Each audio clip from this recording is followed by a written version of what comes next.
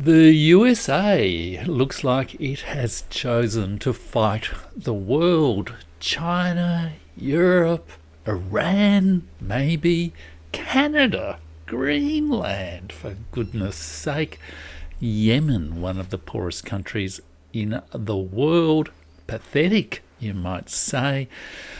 And with its tariff war, its trade war, it has chosen to fight pretty much every country in the world, even the Australian territories of the McDonald and Heard Islands, where there are only penguins.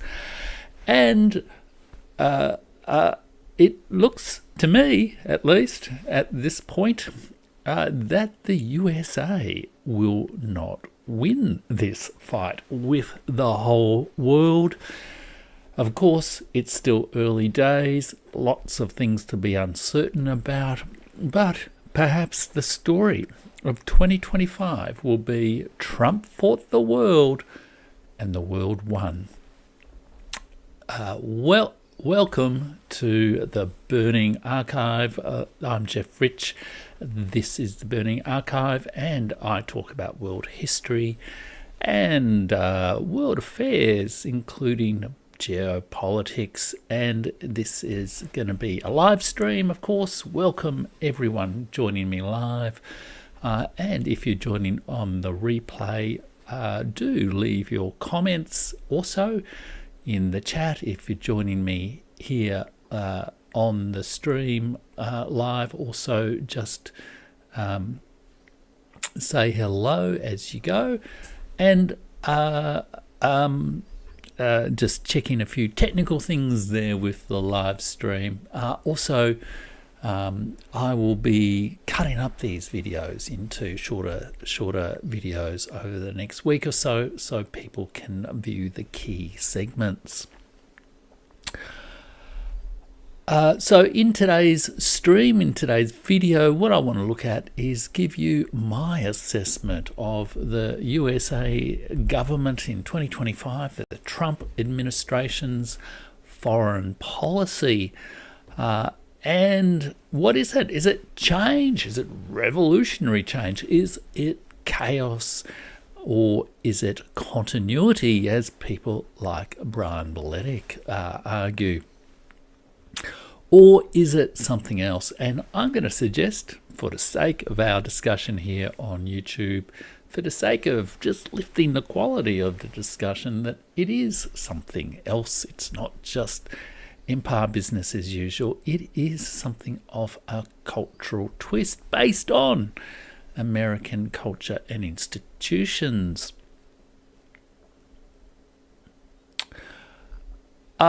And that's going to be the main part of the first part of the show, first 20 minutes or so. I'm really going to focus in on what I see as the sort of socio-cultural patterns really driving the Trump administration. There are a lot of, I guess, realist international relations people and defense and foreign policy people. But I guess the perspective I take on geopolitics and world history is a kind of a socio-cultural perspective, and trying to see some of the sort of emotional and other sort of patterns that seem to drive things, the kind of myths and stories that are sort of behind some of the decision making, the sometimes hard to explain decision making of leading officials like President Trump or Pete Hegseth. And then in the middle of the show, what I'm going to do is have a look at 7 case studies of how American foreign policy is traveling right now, some of the wars it is fighting around the world right now. And I will have a bit of a deep dive, I guess, into some of those issues by looking at the 7 main conflicts that I see the United States engaging in right now. And then finally, at the end of the show, I'm going to bring those themes back together into the bigger picture of how the world is changing, how the world order is changing. and offer you some ideas that have actually been shared by the Indian External Affairs Minister, Dr. S. Jaishankar, about a very powerful mythic story or image of the nature of world historical change and international relations change that helps make sense of this moment, I think, in a very effective way. And hello to everyone on the chat. I might come, if you want to ask me some questions on the chat, do so. And what I might do is come back to the questions on the chat in between those main segments of the show. So 3 main sections of the show. Probably the lengthiest part will be the one looking at 7 case studies, and I will also divide up the show into separate videos to show on the channel over the next week or so. So let me just go to some key points now. I think what I will yes. So my assessment of the foreign policy. Now, let's just read some announcements that have literally just come through on the news feed right now. I'll actually read it from my phone. So the United States delivers a Panama Canal ultimatum to China. The United States has vowed to take back the Panama Canal from Chinese influence and has launched a series of military deployments and joint exercises with Panama to reinforce that commitment, according to Defence Secretary Pete Hegseth. And then also in the newsfeed, we have the announcement by the United States government spokesperson, Tammy Bruce, former Fox News presenter, that the date and agenda of the next Russia-US talks have been announced. And interestingly, the official has said that these talks are solely focused on our embassy operations, not on normalising a bilateral relationship overall, which can only happen, as we've noted, once there is peace between, not Russia and the United States, but between Russia and Ukraine. There are no political or security issues on the agenda, and Ukraine is not, absolutely not, on the agenda. It is those peace talks going on between Russia and the US, as I think I might have said when I did my initial assessment of them a month or two ago, are very much about establishing the most basic levels of diplomatic relations and confidence-building measures between the states. So don't expect a sudden peace agreement between Russia and Ukraine anytime soon, but we will come back to that a little bit later in the show. Now, let me give you an example of what I think is the essence of the United States foreign policy right at the moment.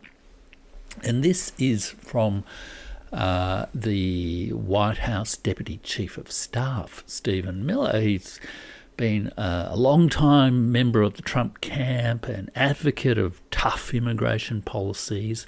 I believe he might have been the principal author of the initial American Carnage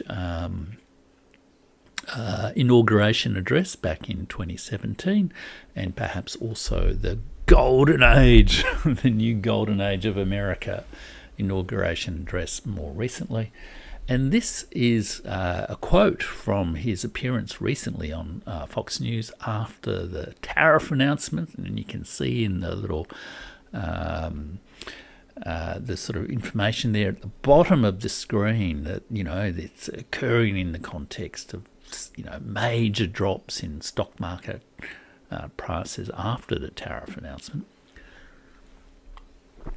And Stephen Miller says, why should America protect the world, send foreign aid to the world, defend the world, provide for the world, and in exchange get ripped off by every other country in the world? It's a little bit of a piece with, J.D. Vance talking to Volodymyr Zelensky in the White House, and despite a million Ukrainians dying, or up to a million Ukrainians dying in the service of US geopolitical objectives, it's Volodymyr Zelensky who should be saying thank you to Donald Trump and J.D. Vance. There is a real sense of resentment, I think, coming out of US officials. And in fact, if I were to have a single word to describe US foreign policy right now, it is resentment. Resentment against the world, and how the world has, climbed up to the same high plateau of social, economic, political and cultural achievement as the United States. The world is as much in a golden age as America, and the United States is not happy about it. And I guess my perspective on the whole overview of the United States foreign policy is that it is helpful to think about, if you like, what is the governing emotion that's driving these decision makers. The decisions, even in government, surprise, surprise, are partly driven by emotions and emotional contexts and the passions expressed on Signal chat groups, as much as by rational decision-making processes, rational assessments of game theories and all that kind of thing. Emotions drive us all to make decisions, even in foreign policy. And I think the emotion of resentment is very much the governing emotion of the Trump administration at the moment, and probably not only the Trump administration. In a way, I would also say you could see that under the Biden administration. There was that infamous speech, I don't know whether it was by Joe Biden to the Congress at one point, where he said, name me a single world leader who would exchange places with Xi Jinping. That was an expression of anger and resentment. And that resentment is, I think, driven by a sense of let down supremacy. Let's go back to this comment from Stephen Miller. Why should America protect the world? Well, has America protect the world? Why should America send foreign aid to the world? Well, has it really given all that? It's not a particularly generous donor in terms of foreign aid, or an effective donor in foreign aid. Is it defending the world, or is it aggressively pursuing American interests around the world? Is it really, frankly, providing for the world, the United States? And surely it's not really being ripped off by every other country in the world, even though its really strange assessment of tariffs are driven by that sort of sentiment. And then, so I think this, resentment, like if you think about when you resent something personally, it's often driven by a kind of a disappointed expectation, a disappointed sense of entitlement, I guess. And the American foreign policy, elites across the board, I think, are very much driven by this shattered expectation that the world looks up to America, that America is the light on the hill, that America has created this wonderful rules-based order. It's Pax America, even though it's been full of wars, and that the world is not sufficiently grateful. That as a result, America feels ripped off. And so, yes, I think this sentiment of this emotion of resentment, driven by a sense of disappointed supremacism and American primacy, American exceptionalism, is, I think, best described as American supremacism. As Madeleine Albright said, we stand taller, we see further, we have more capabilities than the lesser peoples of the world. In Madeleine Albright, in Madeleine Albright's case, that was sometimes expressed in an ethnic prejudice as well. But it's not just emotions. I think there's a tangle of three things that you can see governing American foreign policy if you do a kind of a socio-cultural analysis of American foreign policy right now. You need to look at the governing emotion, the thing that's really getting under people's skin, that's motivating them, that's making them want to make that call to say, yeah, let's bomb Yemen, for goodness sake, as a display of our prowess, a way of showing it to the rest of the world that we really do have that warrior ethos still. So you need to look at the emotions, but you also in a way need to look at what you could call myths or archetypes, a sort of a story of the kind of story that brings things together.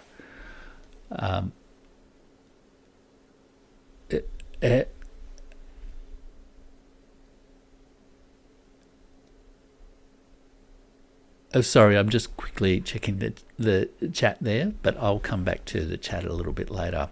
And yeah, do maybe flag if you've got any particular questions to ask me in the chat. Do maybe just say Q or question or something like that, so it's easy for me to pick it up.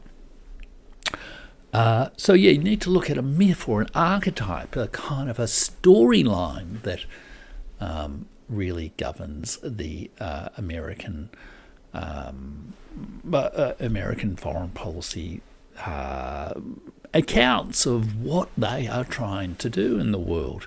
And, you know, a lot of people talk about Donald Trump as a bully. I think I've talked about J.D. Vance as his hillbilly harangue. But there, and I think someone in the comment is referring to his absolutely appalling comment about Chinese peasants, as if I don't know, he hasn't read very many, I think, history books or, you know, analyses of Chinese society recently. I don't think he knows terribly much about the employment structures in Chinese factories, or indeed Western factories, since they had largely peasant economies in the late 19th century. But I've been sidetracked there. And I think the key myth, I think, that is sort of driving American foreign policy, and this was the subject of a video and a Substack piece that I wrote not so long ago, is the myth of the caudillo. Now, the caudillo is a word for a kind of a military political strongman in particularly Latin America, but also in North America. If you like, it's machismo might be a more commonly known word. It's the kind of very, macho man who, uses his military prowess or his aggressive prowess, whether that's in business dealings or in cultural projection, in his ability to do a hillbilly harangue, and uses that to establish political authority. But the political authority very much rests on him being keeping on winning, keeping on showing his strength, keeping on showing his masculine prowess. And I think, in a way, this is the very much a steering sort of heroic image that is shaping the actions and thoughts and emotions of American decision makers right now. Take a look at Pete Hegseth. He is, in a way, the absolute embodiment of this. He goes and visits the troops and does push-ups with him.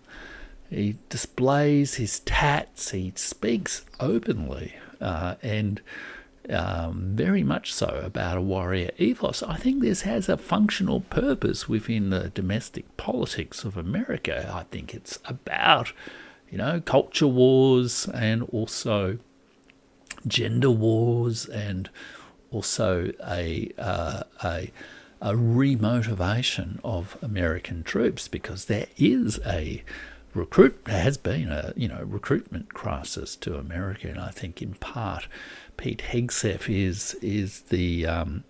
is meant to be a communications tool to sort of remotivate the American military. But you also see this sort of quasi-military political leader in the business world in America. It's, if you like, it's also the image of the Godfather in American crime shows, and I think this archetype has very much influenced the political culture in America, the general business culture in America. And I think we see it in the actions of Donald Trump, we see it in the actions of Elon Musk, we even in a way see it in the actions of, business developer turned late career diplomat Stephen Witkoff, in terms of, business deals, tough-minded, realistic business deals. And so I think this whole idea of the Caudillo has very much influenced the culture of American political decision-making. And that is, I've discussed that in my Substack piece, which I think was called Manifest Destiny. Let me just quickly double check that.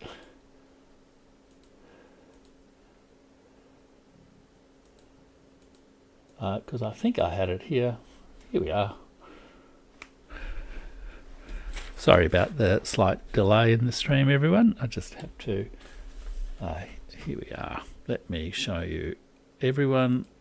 Okay, so yes, in this piece on my Substack, I think, which was called Machismo Meets American Destiny, the strongman tradition in American politics, I made reference to Elon Musk's notorious, stiff arm military salute, and how, in a way, you could interpret that as a salute from 1930s Germany, mindful of YouTube's, protocols, but just as likely his motives were driven by this desire to appear to be a macho man with Trump, to assert his military destiny. And I quote and how it was in a way an expression of that American tradition of political military strongmen that you see in Teddy Kennedy, but was also expressed in a famous piece by a Latin American in Mexico, who sort of, I guess, countered the virility of North American political leadership with the virility of Central Latin American leadership. Jose Marti, famous Our America, where he talked about virile nations, self-made by the rifle and the law, and how they love other virile nations and only those. And I think that is very much what is sort of informing the archetypal storytelling of the United States right now. And then the final thing, though, is, of course, there's emotions, and there's this archetypal narrative framework for understanding how heroic leadership projects itself in the world, how, political leaders can, put their stamp on the world by controlling events. The final thing is, well, they don't entirely, it's not just a free choice. They can't just do anything they want. And they are expressing those emotions and trying to act out those stories in real constraints governed by new circumstances, and strategic situations. The relationship of the United States to the rest of the world. And when these leaders, want to show the world who's boss, want to show the world who is the Caudillo of the world, what do they find? They find they're actually a lot weaker than they really would like to be, that they can't really take on Russia, that they can't really take on China in ways that they can't really maintain the image of always winning and being the toughest expression of a warrior ethos, because in fact they are governing in conditions of, as Emmanuel Todd says, the strategic defeat of the West. What they're finding is when they act out these sort of they play their role of the leaders of the United States within a very militarized political culture, driven by the emotion of, disappointed supremacism turning into resentment at being ripped off by the rest of the world. What they find is they are actually facing defeat but unable to admit defeat. They're finding that they are, rather than being virile, all-conquering macho men, they are presiding over incompetent administrations, incompetent armies. They don't even know how to organise, a group chat in Signal or any other phone-based app successfully, and then check who's on the call. So there's this clash between their image of themselves and their ultimate competence, as well as, and that is expressed also in geopolitical terms. America is hugely overextended in terms of its, military occupation of the world. The 800 military bases in so many countries around the world, representing 4% of the world's population, secure behind two enormous oceans and with largely friendly neighbours, who yet spends 40% or even over 40% of the world's military budget. A truly astonishing,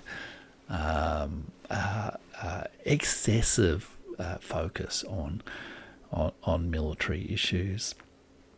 And this huge overextended empire, overextended military, yet can't seem to win any wars. It is engaged in endless wars, but it can't seem to win any wars. And winning the wars is the fundamentally essential sort of psychological need for the Caudillo leader, the military strongman leader. He needs to keep winning the wars in order to maintain domestic political authority, as well as, I guess, his image of himself, his image of his warrior ethos, as Pete Hegseth and Eric Prince and all those kind of people express it.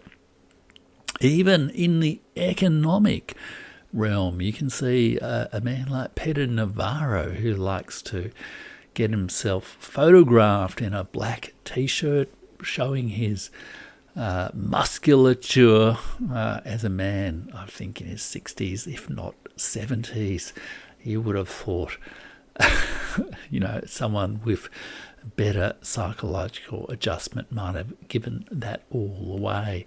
But Peter Navarro has done that now, and you do wonder if sometimes these same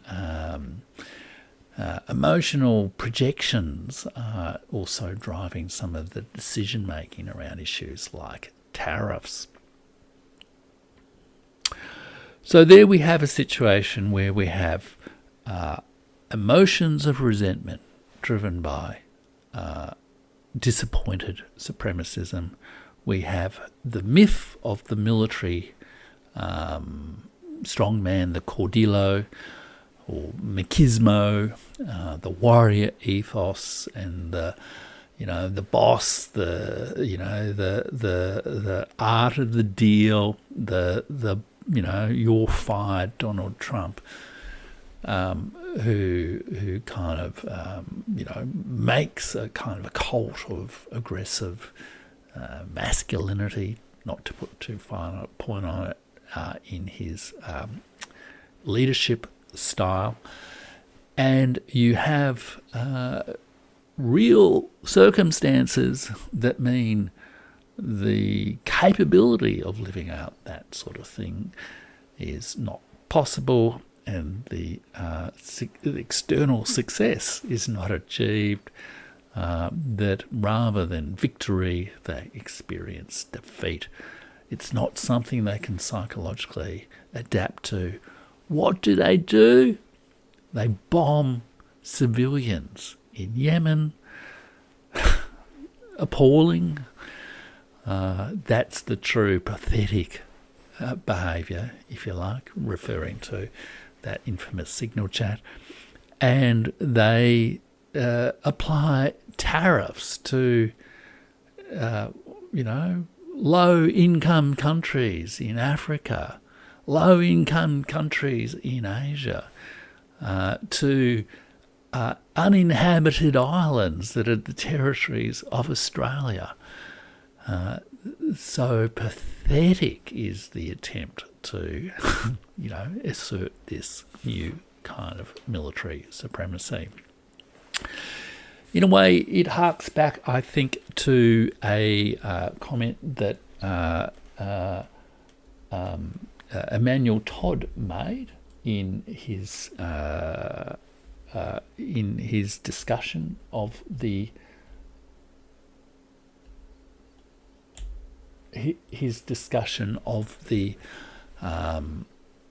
strategic situation of America. I discussed it in, I think it was either a live or a video a few weeks or months ago, where he said that we're in a situation now where rational, realistic explanations of behaviour of the leadership elites of countries really doesn't quite suffice.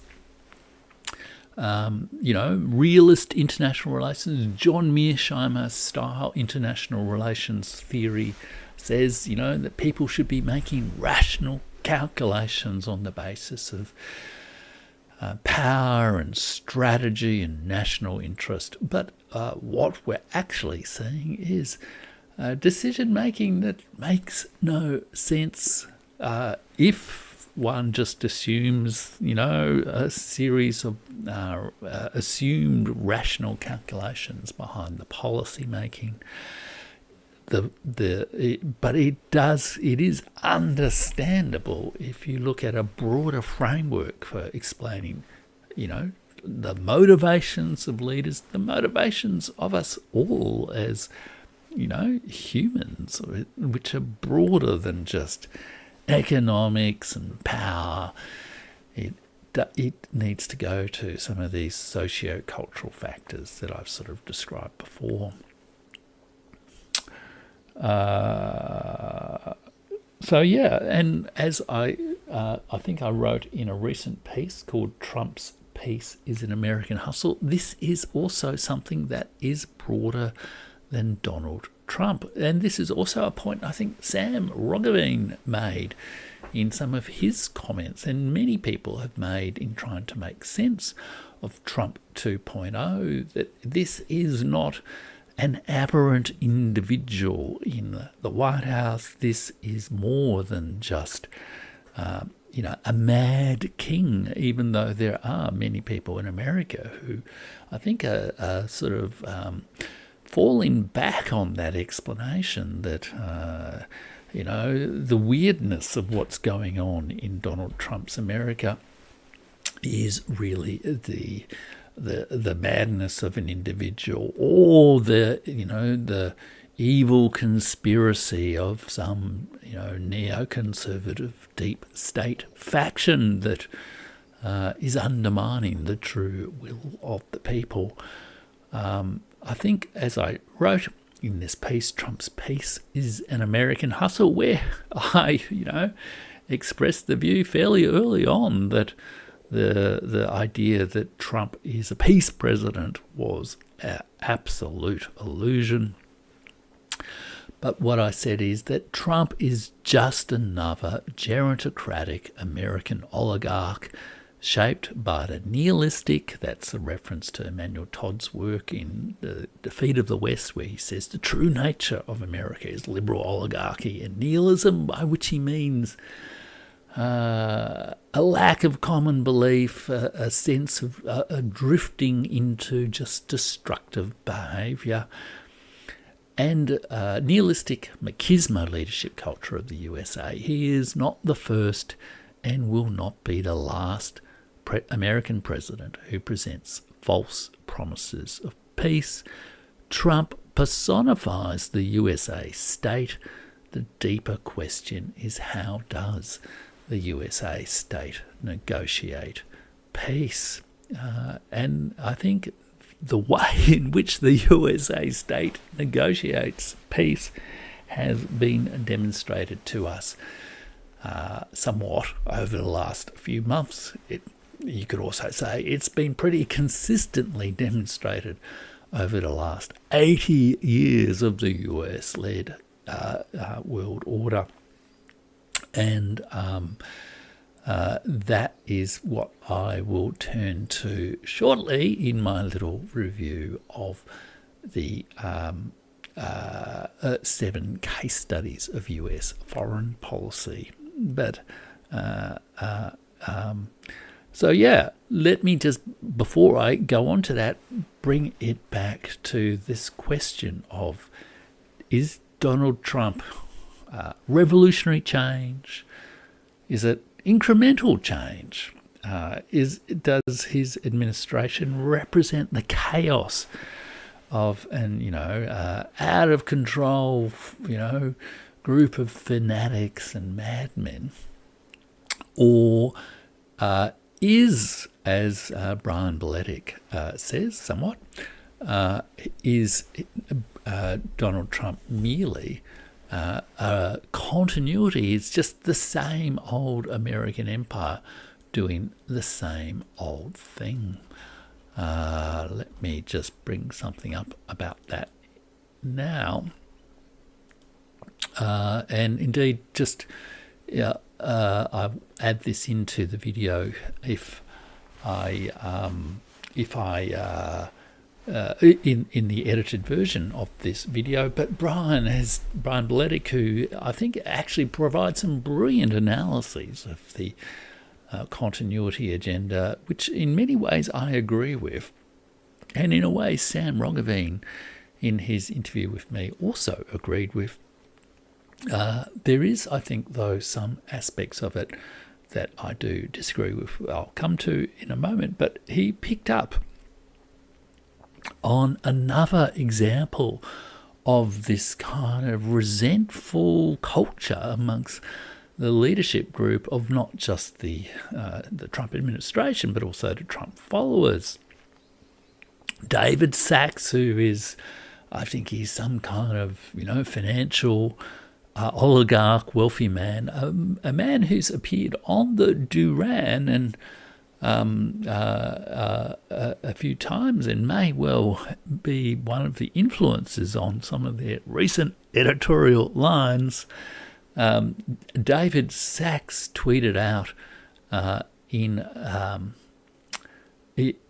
a pretty astonishing tweet earlier today, Australian time, that after China, the number one country ripping us off is Ukraine. We send them hundreds of billions of dollars, get nothing out of it. This was Biden's corrupt project. If Zelensky doesn't sign whatever is put in front of him, we should cut loose of it and maybe shoot his kneecaps off at the same time. Who knows what David Sachs was thinking? Real gangster talk there. No, not even a moment of questioning about what the United States has inflicted on Ukrainians and Ukrainian society over the last, 10 plus years. But Brian Beletic, I think very sensibly commented here that America and Americans need to stop blaming others for their own mess. The US isn't sending money, weapons, support to Ukraine to help Ukraine. It's sending these resources to fight Russia by proxy instead of fighting Russia directly. This is Washington's war. It always was. Which I think is a really excellent comment by Brian, and in the edited video I will sort of include that tweet in it. But it does highlight Brian's general analysis around continuity, that in a way all the US is doing is, I guess, pivoting to China to get Europe to pay more for the American wars in Europe, and to concentrate American resources into its fight in China.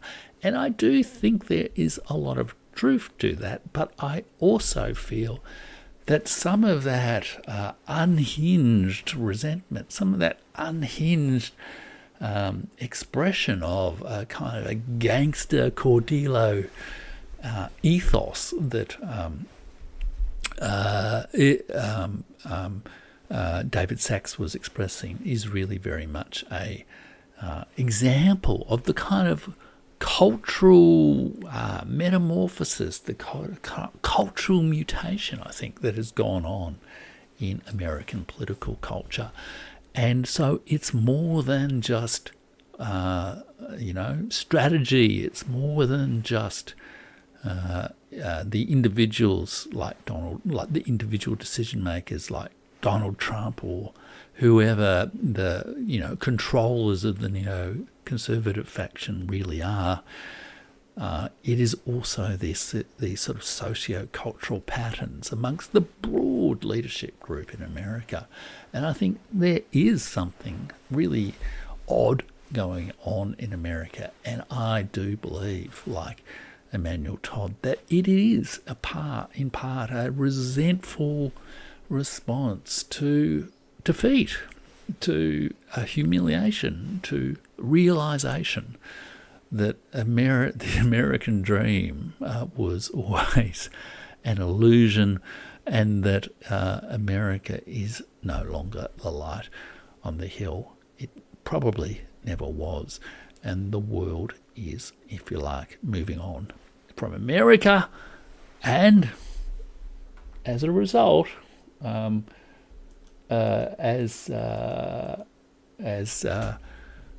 they're getting terribly resentful, as Stephen Miller said. Why should America protect the world, send foreign aid to the world, defend the world, provide for the world, in exchange get ripped off by every other country in the world?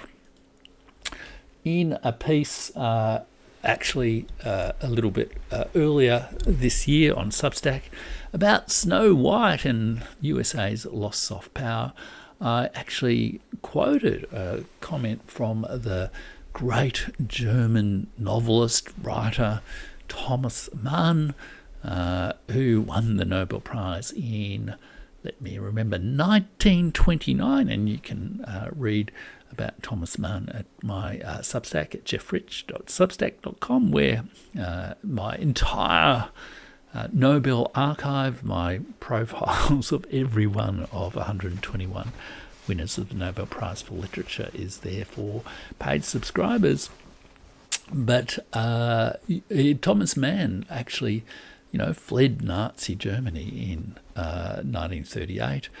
Oh, well, I think he might have left Germany a little bit before 1938, but he emigrated to America in 1938.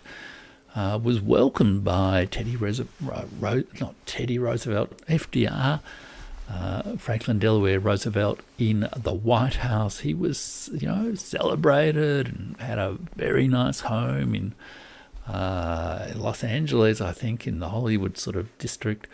And yet after 14 years of living in America, writing in America, being part of this huge cultural, European, particularly German, particularly Jewish emigration to America as part of the response to the wars in Europe between 1930 and 1940s. He actually left and was appalled by what he described as the barbarous infantilism of American life.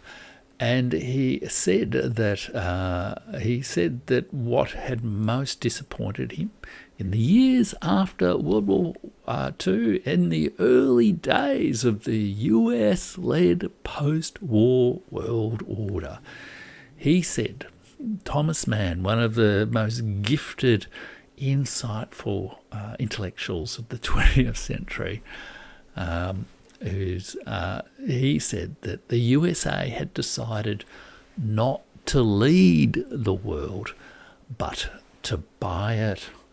The USA had decided not to lead the world, but to buy it.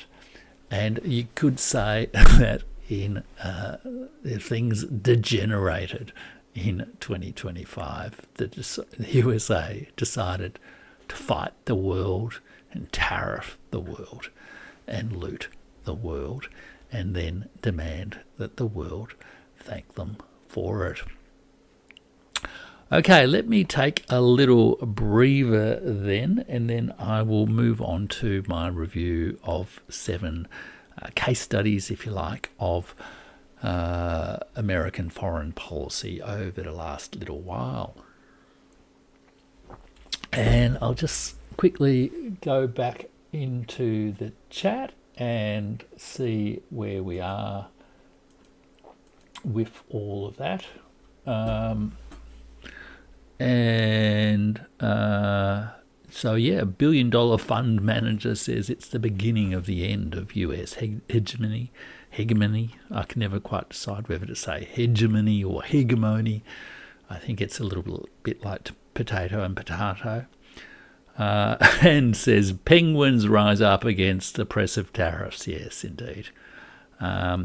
Greetings, Abdullah Manastra. Thank you for your videos. Greetings from Palestine.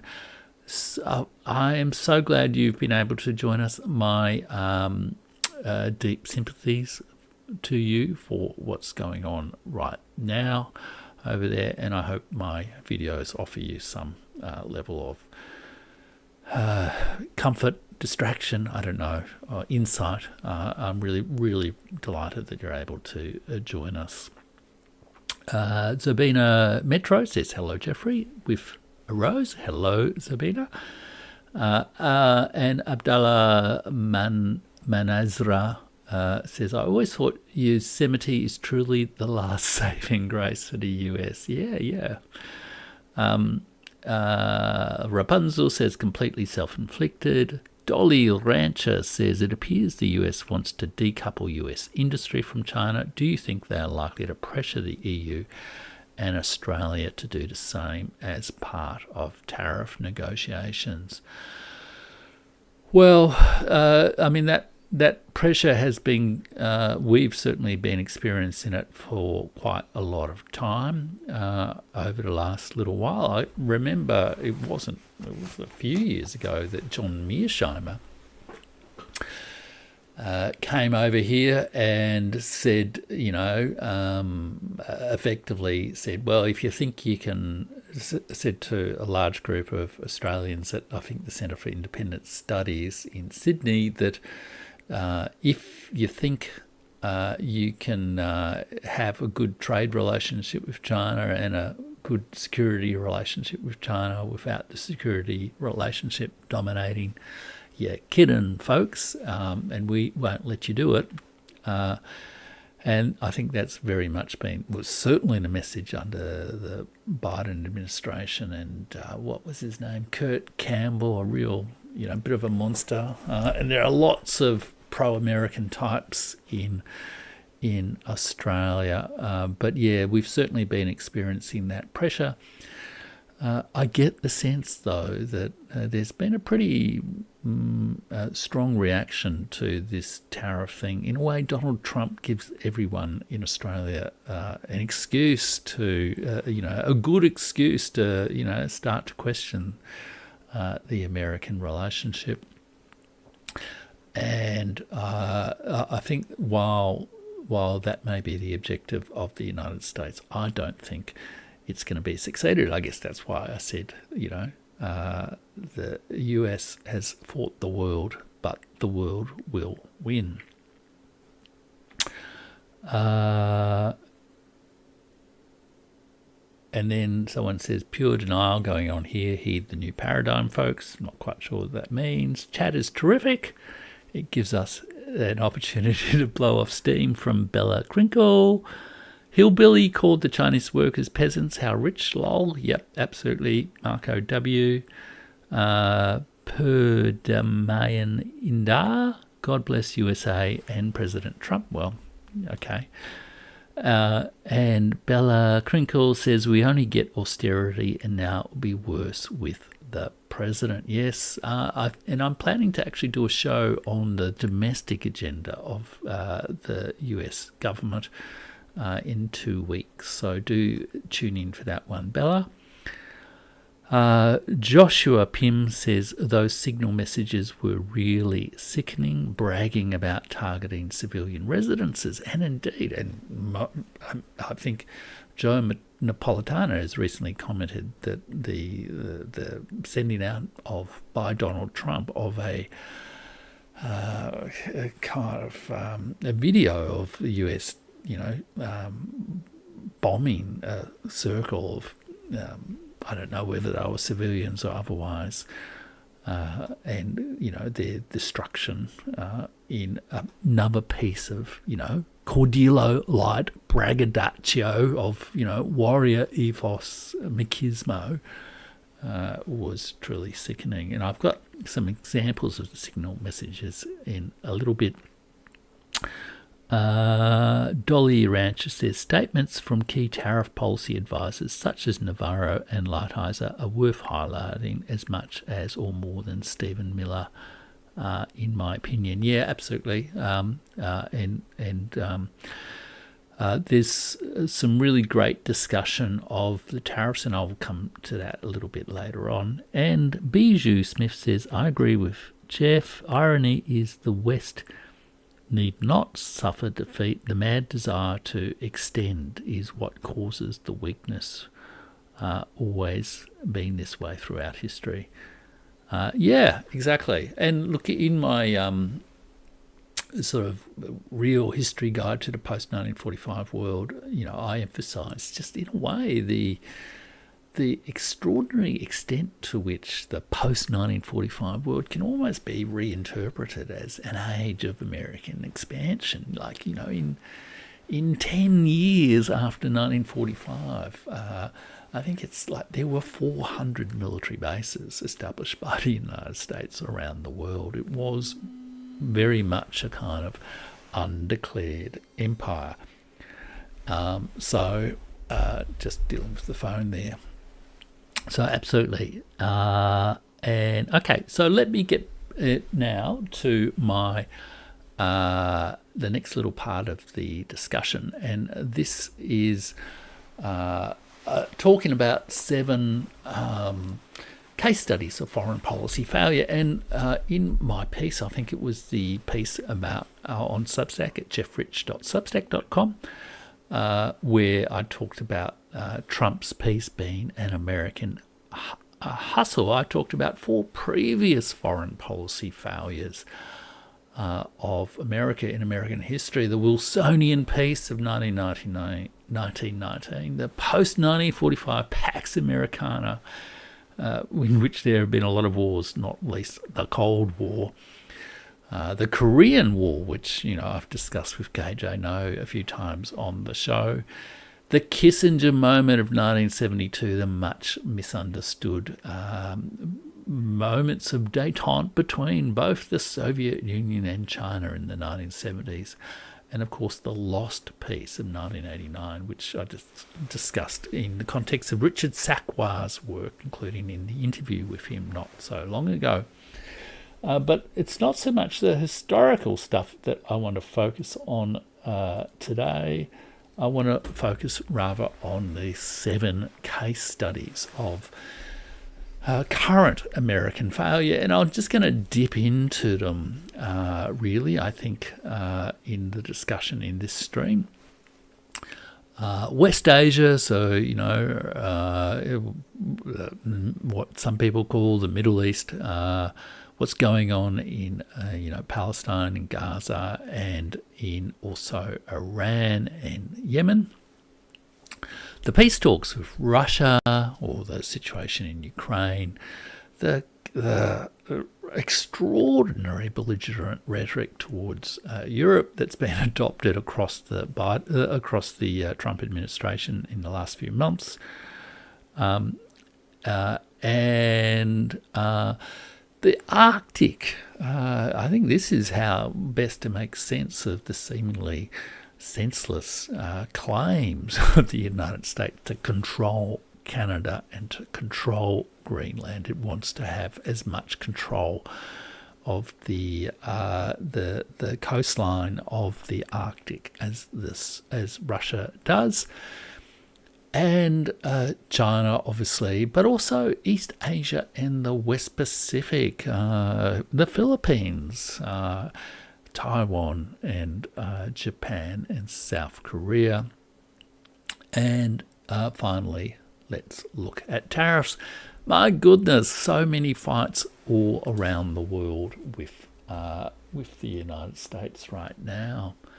Okay, so let's go to West Asia, and it's maybe a little bit small there on the screen for everyone, but these are 3 of the notorious signal chats where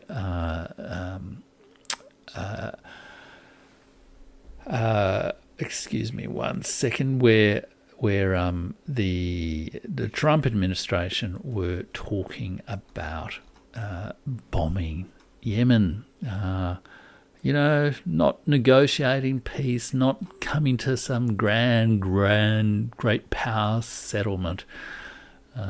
They decided to bomb Yemen, and the only problem apparently that J.D. Vance had with it was, the beneficiaries might be Europe, and he really doesn't like helping Europe out, and they weren't paying enough because America is always getting ripped off.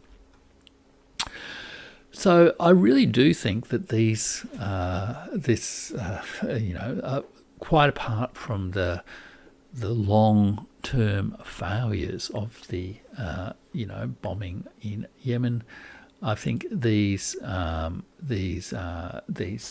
signal chats demonstrate these sort of ideas of resentment and the Cordillo culture, the machismo military leader, warrior ethos culture governing the decision-making of the United States, but also their utter incompetence in the context of defeat. They're not really achieving much there. All that they're happy about achieving is killing civilians. The final one there on the right that I quote is everyone, backslapping each other. Great work, all powerful start. That's from SM, who is in fact Stephen Miller. Michael Waltz says, great job as well. Pete Hegseth chimes in, CENTCOM was on point. Yeah, great job all. More strikes ongoing for hours tonight. On time, on target, and good readouts so far. Kudos to all, says Susie Wiles. God bless. Goodness me, what a thing to say after bombing, civilian residential areas. Steve Witkoff, cultured, sophisticated billionaire real estate agent turned diplomat, can't even express himself in words. He sends 2 thanks emojis, 1 bicep emoji. There we go. This is machismo in action. And 2 American flags. And Tulsi Gabbard chimes in pathetically with great work. And then in the central column, of course, we have Pete Hegseth's comment, I fully share VP, he says to the VP, Vice President, I fully share your loathing of European freeloading. It's pathetic. Again, this is nothing. And then listen to Stephen Miller's comment. This is Stephen Miller, who hates the world ripping off America. His comment was, after saying that we need to figure out how to enforce such a requirement, e.g., if Europe doesn't remunerate, then what? If the US successfully restores freedom of navigation at great cost, which they've been failing to do since Prosperity Garden began, which I think is it's getting on to 2 years now. If they fail to do this, there needs to be some further economic gain extracted in return. Let's say that again. There needs to be some further economic gain extracted in return. This is piracy driven by resentful machismo leadership. It's really, I think, as one of the commentators or one of the viewers who commented said, it really is truly, truly morally appalling. Okay, another part of West Asia is, in my quick definition here of West Asia for zones is Iran. And obviously this is, I think, perhaps one of the biggest concerns around the world at the moment. Will the United States, together with Israel, potentially conduct some sort of strike against Iran? What will be the consequences of that? It's, quite apart from the morality of that. And Tariq Ali did a interview on a really fantastic show by Afshin Ratansi, Going Underground, which is absolutely fantastic show. If you don't watch it already, it's on YouTube. It's had some struggles with the YouTube censors, but it's sort of back up and going, and he does absolutely brilliant interviews. And he did the interview with the long-term, I guess, radical activist Tariq Ali,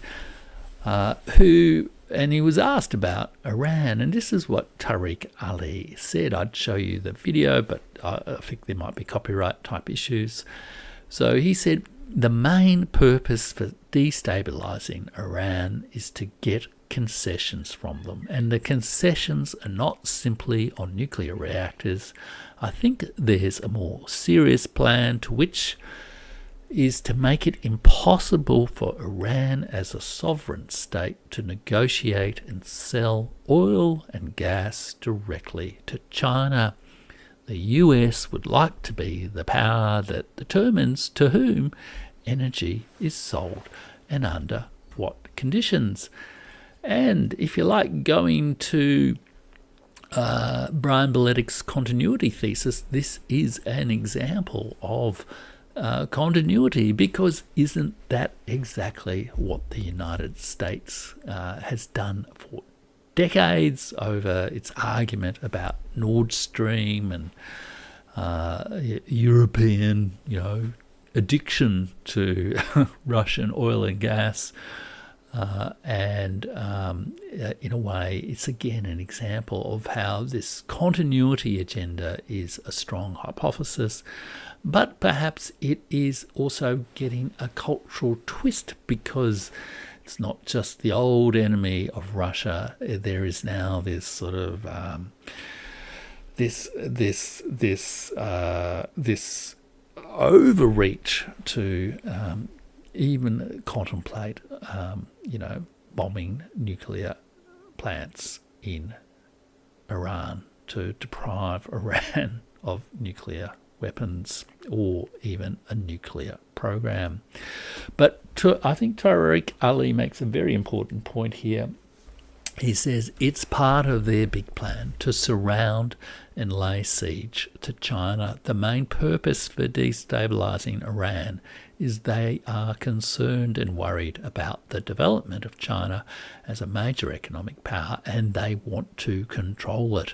So in my opinion, the threats against Iran are more to do with that than anything else. Again, this is resentful, supercharged, supremacist piracy from the United States. It's an attempt to, if you like, surround, to economically besiege China through violence, acting against its economic partners. Truly, truly appalling.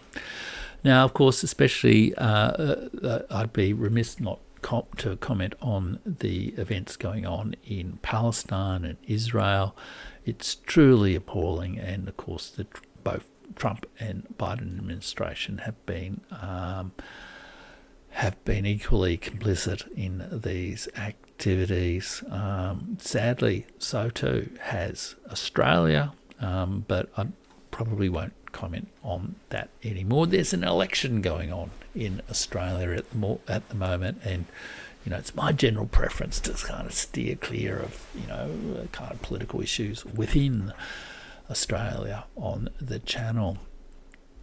But I think it's also important to point out, I think, especially in the context of Europe and the argument often made by American commentators that Europe, has become too dependent on the United States for its defense, is that a lot of the American aggression in West Asia, in Gaza, in that whole region is partly operationally dependent upon the enormous American bases in in Europe. In a way, Europe isn't really dependent on the United States for its defence. In fact, America doesn't do all that much for Europe's defence. It just actually insists that Europe pays for the overseas stationing and deployment of US troops so that the United States can pursue aggression in one form of the United States foreign policy culture against Russia, in another form against West Asia, and for both of them very much also against China. This sort of resentful attack against someone that has challenged their assumed primacy. The only other, I think that's probably all my comments there on the West Asia situation. So very much I think what we see in the West Asia case study is, again, failure, lack of clarity of objectives, experience of defeat. Prosperity Guardian has been a dreadful defeat. The apart from the humanitarian horrors of what's happened in Gaza, it's also been an astonishing diplomatic defeat for the United States under both the Biden and the Trump administrations. So nothing very good happening in West Asia, and let's hope that someone curbs any attempts to do a strike against Iran. Although Tariq Ali may well be right. This is, again, machismo bullying to try to extract concessions that are not so much designed to undermine Iran, to pursue Israeli objectives, so much as to weaken the economic and strategic relationship between Iran and China, and so weaken China. Let's move on then to the Russian peace negotiations. And again, I think what I might just comment on here is refer back to one of my earlier videos where I talked about this being a very slow process of war termination, that what's really happened in the Russian Ukraine peace negotiations is not the United States moving towards peace, moving towards a genuine long-term peace, of Donald Trump being a peace candidate, of him really hating war and all that kind of thing. I think really what's happened is the United States has redefined its war aims. It really had no plan for peace. It did give up on its the Biden administration's previous war aims of regime change, to convert the ruble to rubble, and really more or less openly express the break-up of Russia, the recolonization of Russia, or in fact the first colonization of Russia by combined European and American interests. And I think it's important to note that both Europe and the United States of America were pursuing war aims in Ukraine.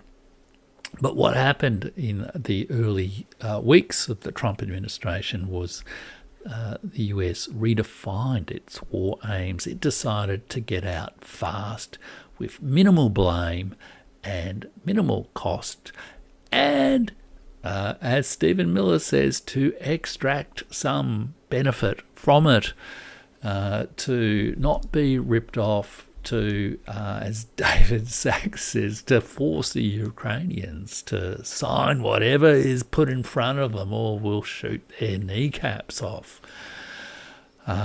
And this was really defined not in terms of a realistic assessment of what would be required to get peace or even a realistic assessment of the battlefield situation. It was just defined as let's get out as fast as we can, so that the United States can secure whatever loot is left. And the other co-belligerents of the United States, who were in fact competing behind the scenes for Ukraine's resources, like Britain, like the European Union, and perhaps had also hoped to, gain privileged access to their new Russian economic colonies when, the regime changed in Russia as a result of defeat in Ukraine. Those co-belligerents were presented with a dilemma of how to now define their war aims when clearly the United States had changed theirs. Perhaps they were all commonly agreed. I'm not entirely sure the US and European states were fully on board with each other's war aims prior to that. Nord Stream 2, I think, is perhaps an example of that. But the sudden change clearly was difficult for European leaders to cope with. It was especially difficult for Ukraine to cope with, and I think the theatrical demonstration of that was the infamous Zelensky-Vance Trump meeting in the White House. Think of the situation in Ukraine. Up to 1 million people had died for US war aims, to become part of NATO and to weaken Russia. More than 7 million people had fled the country, and now the United States was demanding that Ukraine pay the boss war reparations to extract some benefit from it if they don't remunerate, as Stephen Miller said, and as David Sachs said in his appalling tweet. And from Europe's perspective, they had actually housed and cared for and fed many of those Ukrainian refugees, 7 million Ukrainian refugees.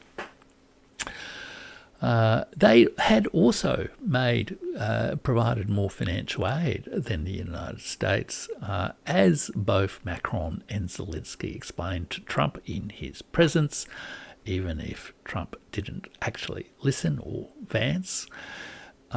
And the reality is that the actual future bill for repairing Ukraine is more likely to be paid by Ukraine's permanent neighbour, Europe, rather than its absentee pirate landlord, the United States.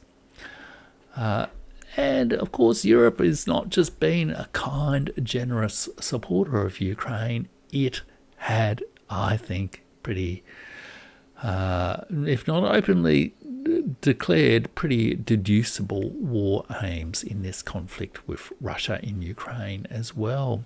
Back in 2014, Europe had played hardball on economic agreements with Ukraine. It was competing with the US and with Russia for control of the resources, labour and territory of Ukraine. Because of this contest, famously, Victoria Nuland, in organising a coup in 2014, said those words, F ... the EU. And now in 2025, the actual real cost to rebuild Ukrainian society could totally destroy the EU. Britain is another party to this conflict, and its mad request to rerun the Crimean War I won't spend too much time on.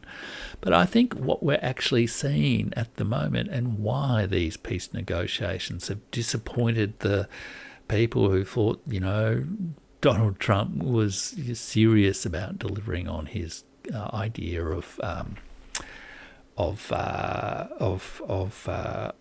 negotiating peace in a day, of making a grand bargain between the United States and Russia. The thing is, there are these 5 states that are actually, pursuing different objectives in the conflict in Ukraine. Russia, Ukraine, the United States. It is a party to the conflict. It can't broker a conflict that it is not party to. It can't broker a conflict because it is party to the conflict. And, Russia has some issues here, I think, to face as well. It's pressing on with its aims of the special military operation. It doesn't really have a long-term plan for security and civil development of Ukraine yet. And this is part of the potential tragedy that I see in Ukraine, because I guess everyone's focused on finishing the war and not on building the peace.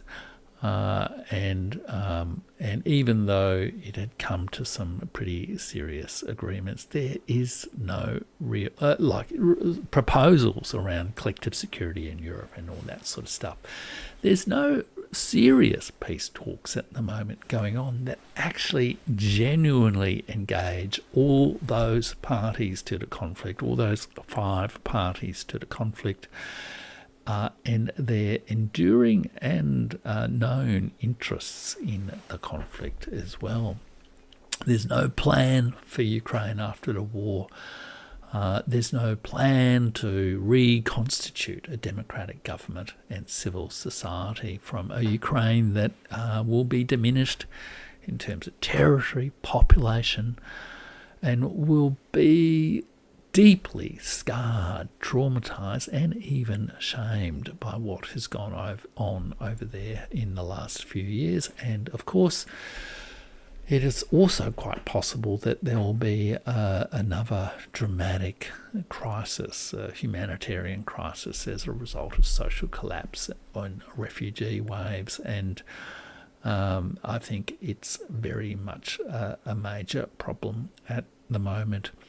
So all this slow progress in the wars, I think, again, emphasise, I think that my initial assessment of this situation was, broadly correct, that the US-Russia talks that began in Riyadh in March 2025 were really only just cautious steps to re-establish the most elementary diplomacy.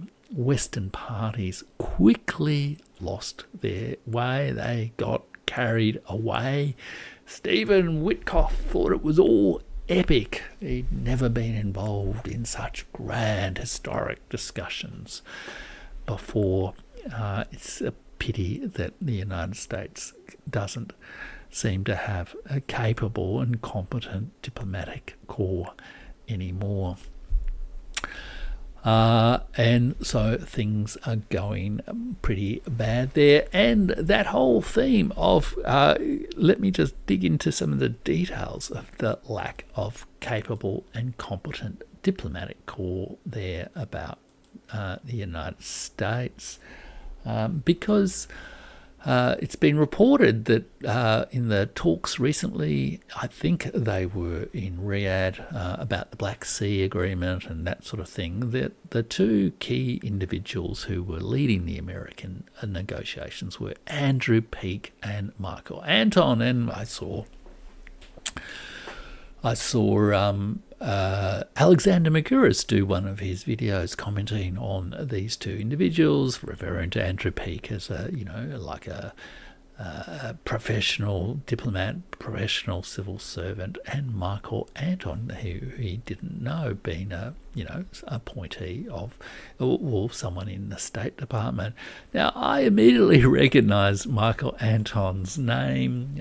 He's pretty well known, I would have thought, in conservative commentary fields in America. He was a regular commentator on the Claremont Institute. So I thought I'd just do a little bit of digging into who these two key individuals are, again to demonstrate this theme that there's this supremacist resentment in America that's dealing with the fact that it's perhaps doesn't have the competence to either lash out at others or to actually enact its belief in itself as the supreme exceptionalist power. So Andrew Peake, let's look at him first. He's a very chiselled individual, as you can see there, consistent with the whole machismo warrior ethos of the Trump administration. And I believe he was actually like a special forces military type officer, special forces intelligence type operative. And he was previously a non-resident senior fellow at the Atlantic Council. Not exactly a well-known MAGA institution, a quite notorious institution for the pretty, consistent pattern of American foreign policy in recent times. And he there was the senior director for European and Russian affairs at the National Security Council and the deputy assistant secretary for Iran and Iraq at the US Department of State's Bureau of Near Eastern Affairs. In these roles, Dr. Peake was involved with the most critical elements of US foreign policy, including, and this I think was under the Trump administration,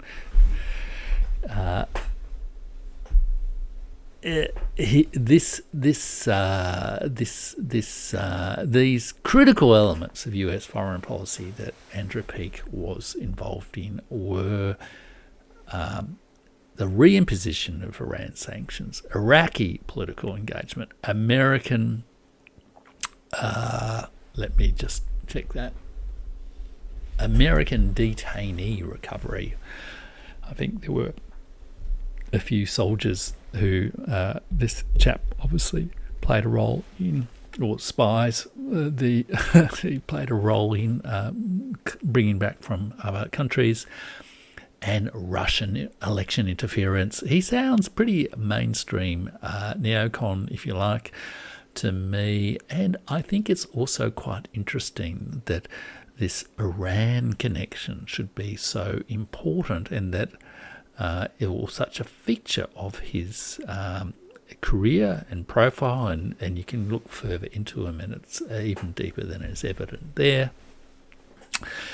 And he of course hasn't actually served as a government official terribly long.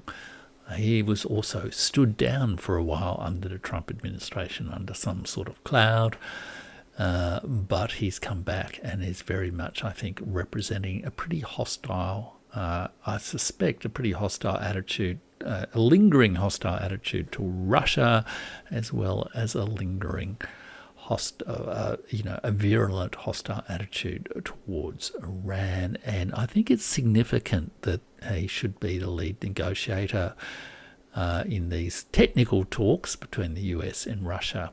The Iran connection did in fact come out in the reported calls between Trump and Vladimir Putin, with Trump's very odd comment about Iran can never have a nuclear, can never, be enabled to destroy Israel, and a very different readout of it coming from the Russian side.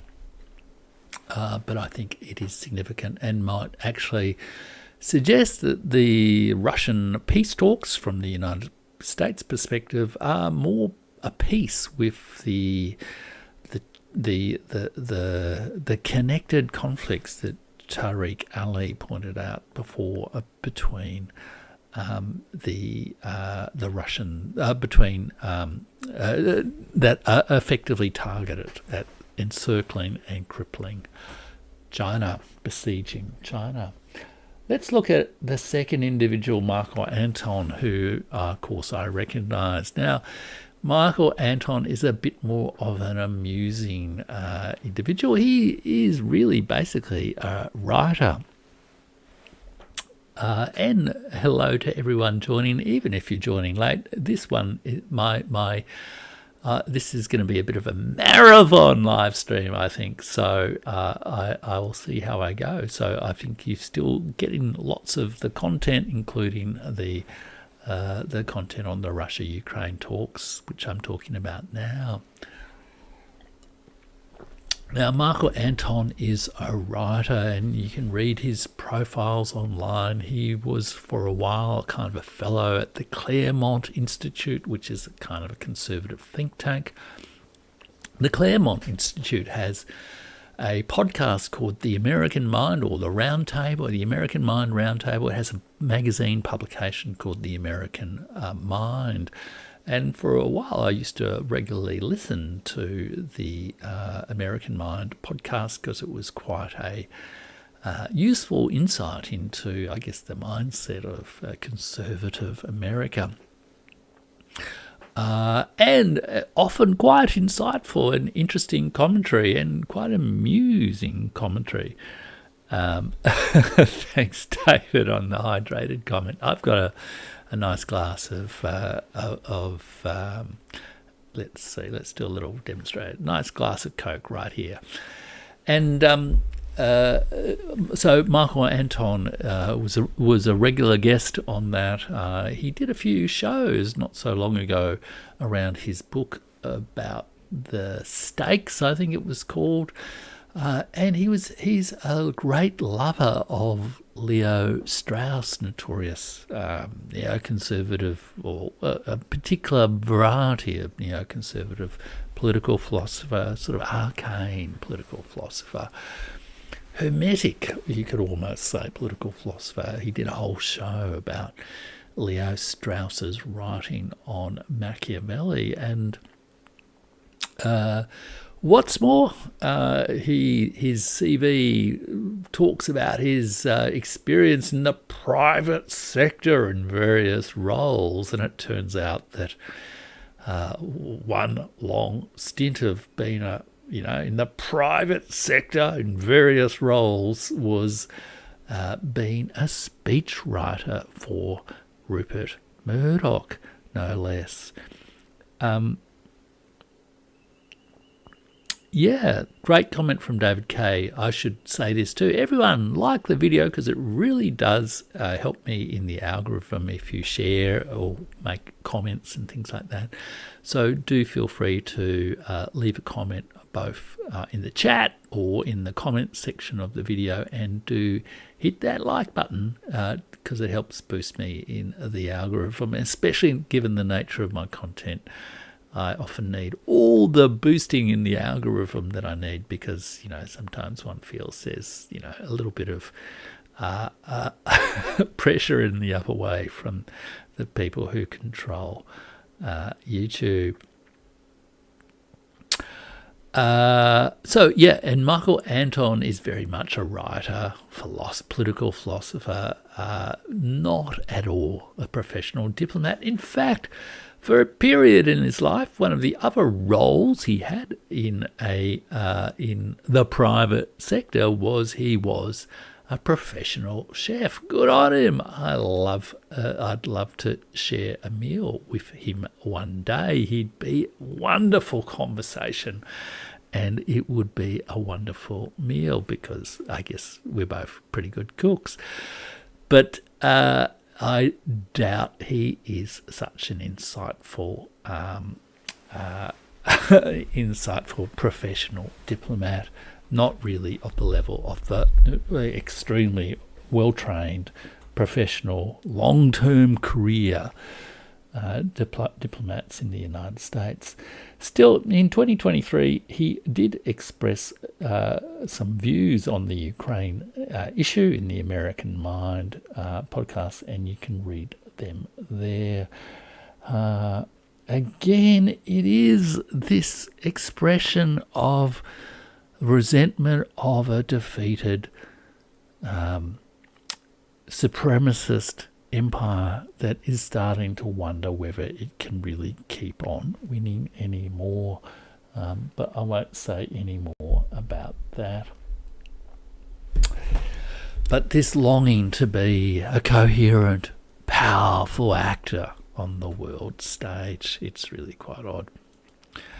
All right, so that, I think, let me just check back on my notes. That's, where are we up to here? No, that's the wrong one. Some great comments from everyone, which I might get to a little bit later. I just need to quickly check where I am in my stream. Been going now for an hour and a half and a little bit, and I've still got a little bit to go, so I hope that's okay with everyone. As I said, I'll break up these videos into shorter bits a little bit later on.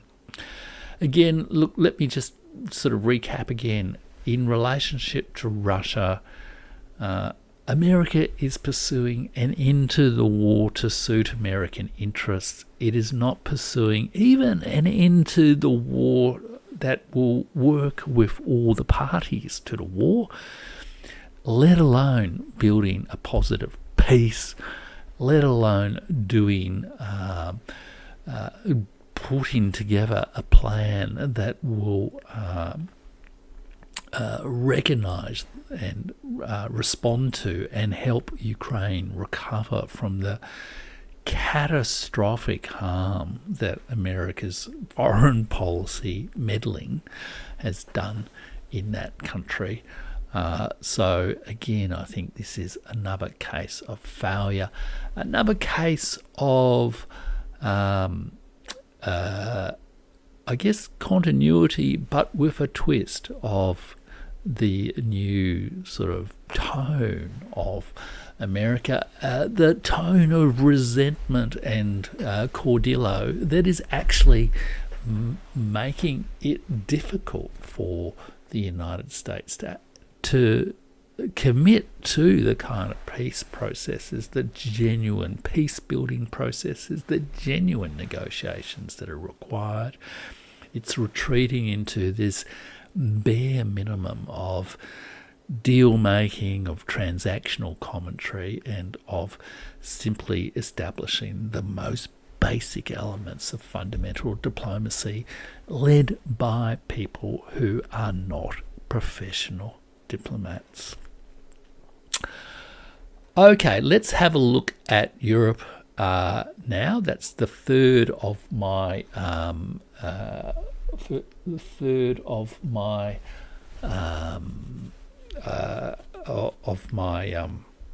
conflict zones. I might be a little bit quicker on Europe, and again, I have just been utterly appalled by the kind of culture war, if you like, that the Kulturkampf was the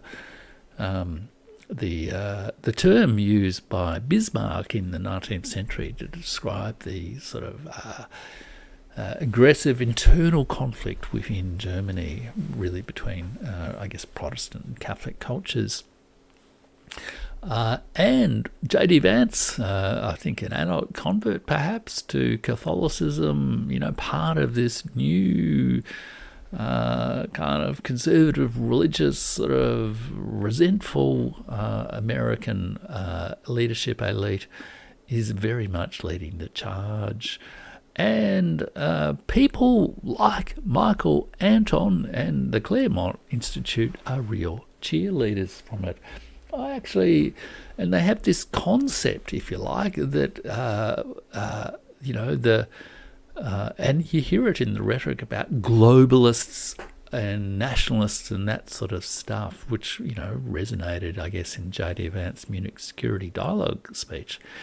But they have this idea of a cold civil war within the United States. There's a particular thinker who was very important in the Claremont Institute and influential on Michael Anton, called Angelo Codevilla, who had an idea of this sort of cold civil war that was a civil war between elites in America and within elites in America. And the idea is that this has actually spilled out into the world, that Europe represents the globalist elites that the good folk in America are fighting against.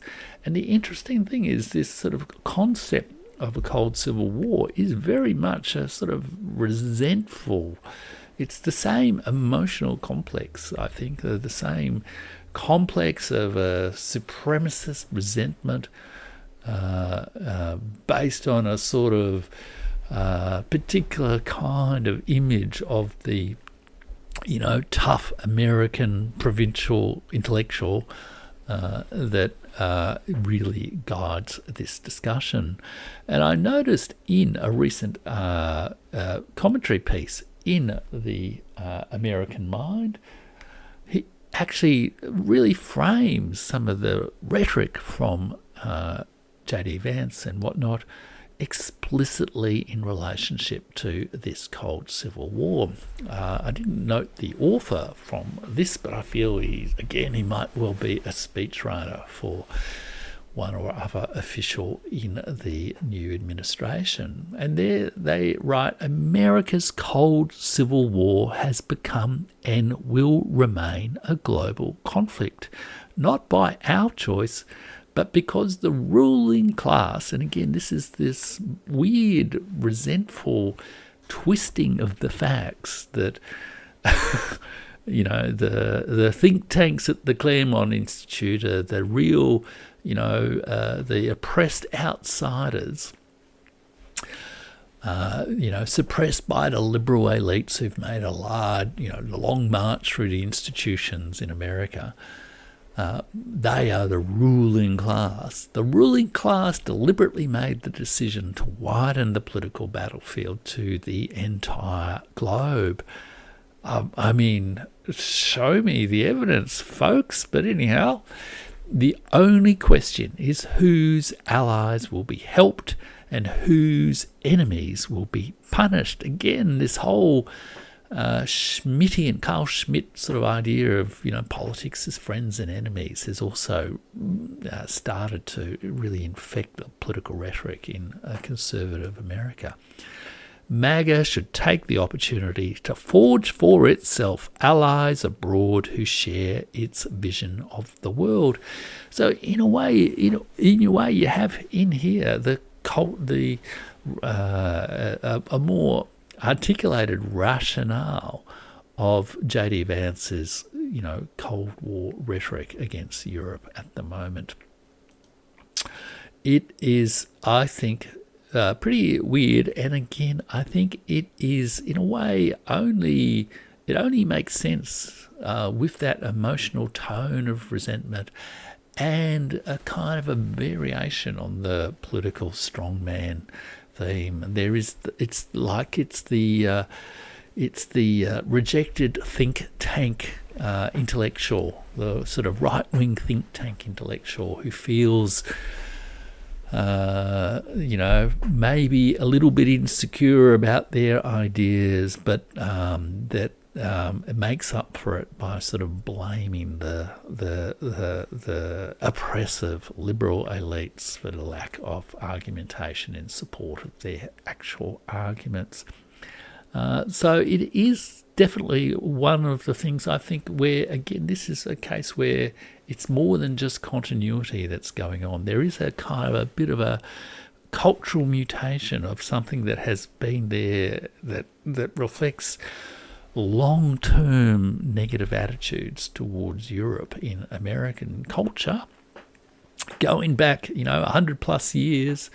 expressed by all sorts of people over the years, including, arch neocon Robert Kagan. But it's come into this particular version in Europe. So I think the sort of culture war between America and Europe at the moment, being led very much rhetorically by J.D. Vance, is an expression of this kind of thing. And I see David Kay speculating on J.D. Vance's reaction to Donald Trump's speculation around third term. Who knows what that speculation is really about? If at the end of the next term Donald Trump would be nearly 90, I would think he'd be in his late 80s, wouldn't he? But I just can't see that being anything other than just, trolling, I guess, but who knows. Let's get now to China, and here again, I think this is a real concern. It's a real concern for me. I mean, it's a concern I sort of discussed to some degree with multiple of my guests on the channel in recent times. It's a major concern for Australia, even if I don't know if Australian political elites are terribly well dealing with it at the moment. But I might sort of deal with that in a separate show, maybe even commenting on Malcolm Turnbull's Sovereignty and Security Conference. But the interview I did with Sam Roggeveen, I think, was very interesting about this, and I sort of have recently released a little segment just from that, which is Sam's discussion explicitly about, what exactly are the United States' intentions in relationship to China. And there has been a lot of talk about this sort of reverse Kissinger idea, the idea being like Kissinger allegedly sort of split off China from Russia, the Soviet Union in the late 1960s, early 1970s, and as a result defeated the Soviet Union, and won the Cold War and forged this close economic relationship between Russia and between America and China. And again, I think this is nonsense. I've been writing about this a little bit on the Substack in the World History World Tour as part of the American section, but I'm also at the moment going into China in my World History World Tour over at jeffrich.substack. And in this piece, which I've referred to a couple of times on Trump's piece, Is an American Hustle, which is also available, I think, at least a part of it is available on the YouTube as a video. But if you go to jeffrich.substack.com and become a paid subscriber, just $5 US a month or $50 US a year, you can read the full piece. And I think this section is from that, that sort of paywalled content of the deep dive into American foreign policy and its historic failures. And what I say about Kissinger's strategy, and you should know that, Kissinger did not engineer I'll just bring the quote down for a second. Kissinger did not engineer China's turn to America. The Soviet-China split had occurred previously, from the early 1960s. Mao was deeply fearful of an invasion by the Soviet Union. They had fought a war. He was ideologically opposed to the Soviet Union in all sorts of, not terribly constructive ways. let's say the Kissinger strategy of splitting China and the Soviet Union occurred in the middle of the Chinese Cultural Revolution, and it had all sorts of interesting motivations from the Chinese side. And what's more, Mao thought not very highly of Kissinger. He described him as a stinking scholar who knows nothing about diplomacy. And the key thing, perhaps the critical thing that they really got out of it was to get the recognition of, the sort of one China policy between Taiwan. It took quite a few years after the initial visit, Kissinger's genius strategy for that to actually, materialize in, in a formal policy from the United States, even though that was the main thing they wanted. And they wanted it because they were worried that they could be attacked from the north, if you like, from the Soviet Union, and from the south by the United States through Taiwan. And of course, Kissinger never actually delivered what he promised to do on Taiwan. The United States soon fell back on all that, and I'll describe all that a little bit more in my piece, and I'm actually going to go into a little bit more detail in it as part of my as part of my China World History Tour, including a great new book by Arne Westad and a scholar whose full name I can't quite remember, but is Chen, on the Great Transformation, how China's sort of changed through the Deng Xiaoping era and also through the Cultural Revolution era. But in this piece, on Trump's piece, Is an American Hustle, I say Kissinger's strategy had very little to do with the rapprochement.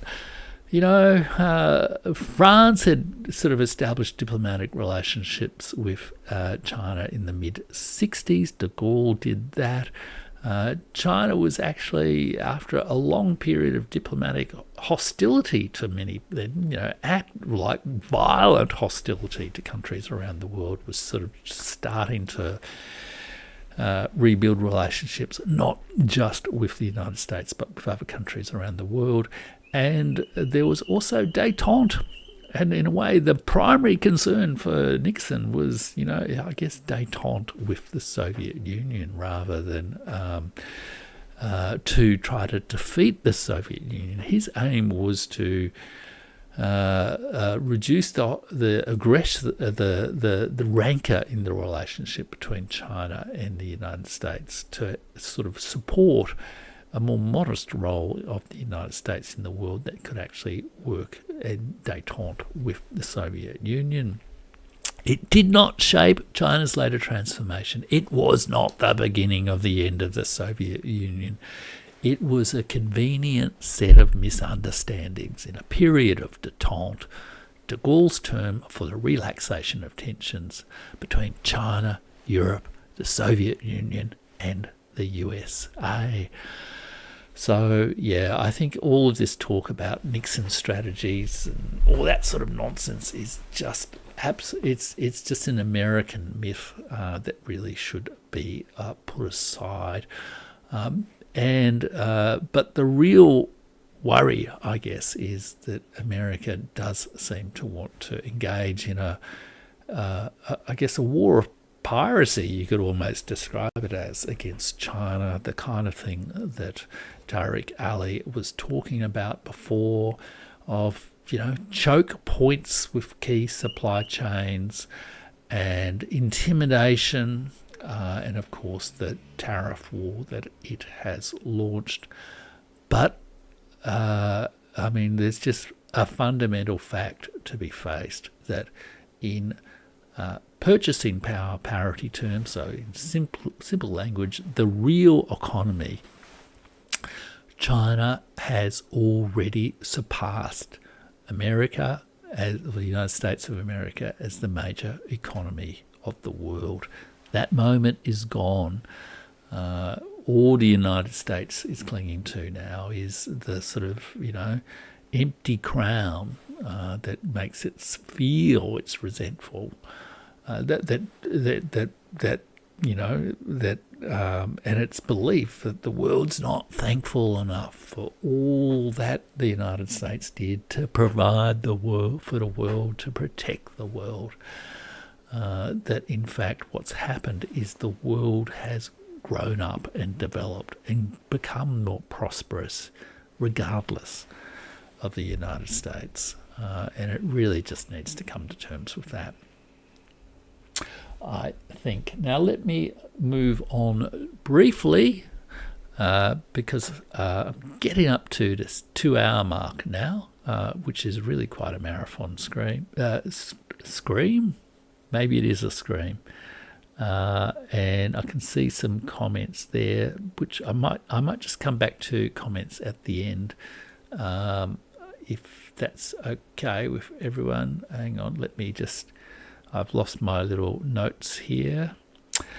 Okay, Japan, Philippines, and South Korea. Now, again, I talked about these to some degree in my interview with Sam Roggeveen. I also talked about it to some degree in my interview with KJ No on the weekend about what's been going on in South Korea with the impeachment and removal of President Yoon from office in South Korea. It was a great chat. Do check that out. But there's also significant issues going on in Japan and South Korea. KJ referred to some, disturbing possible actions around what's been going on in Japan in terms of preparing the Japanese military command to operate more like it does in South Korea. I would like to know a little bit more about what's going on in Japan, but I happened to be in Japan last year when they had their sort of, National Assembly, or I think it's Japanese Diet elections, which saw a significant turn against the government. And there's, significant concern about, lingering American abuses of its military occupation of, like many places in Japan, the extraterritorial sort of powers that its troops seem to have, their ability to escape justice, including rapes and that sort of thing. And I guess, also an assertion by the relatively new Prime Minister Ishiba to maybe contribute more to the cash of the military alliance, but also to have more autonomy in the command of military forces in Japan. But there could well be significant domestic political changes in Japan, and that is likely only to increase as a result of the tariff war of the United States, America's choice to fight the world, which is significantly impacting Japan as it is in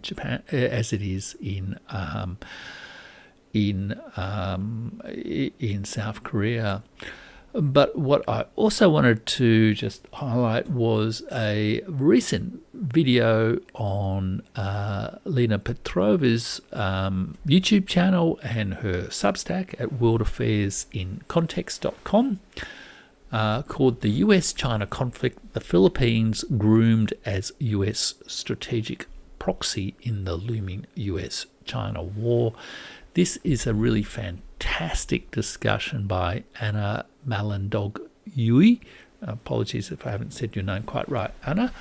That discusses how the new arms race in the region is driving China to an increasingly defensive posture.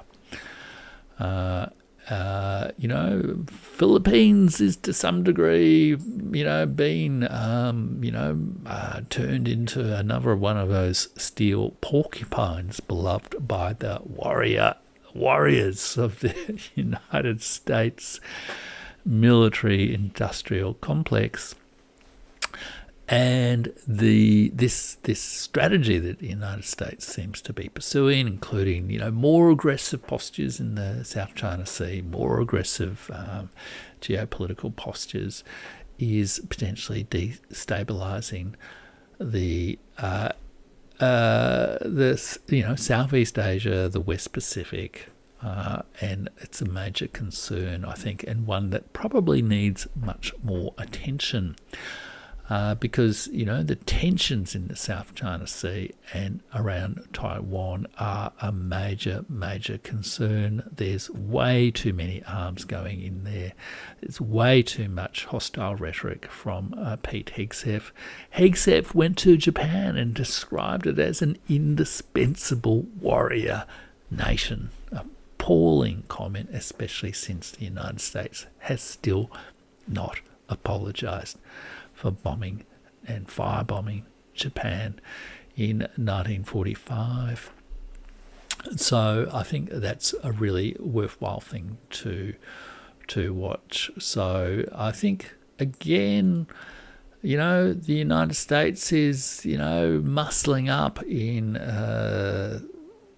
Southeast Asia, the West Pacific, maritime Asia, maritime Eastern Asia, Japan, Philippines, South Korea, and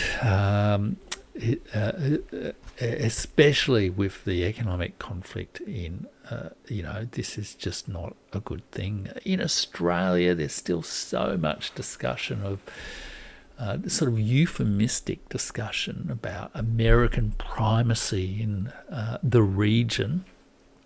Or American balancing in the region. And, you would have heard some of that sort of talk by Sam Roggeveen in the area, although he's one of the better commentators on a lot of that.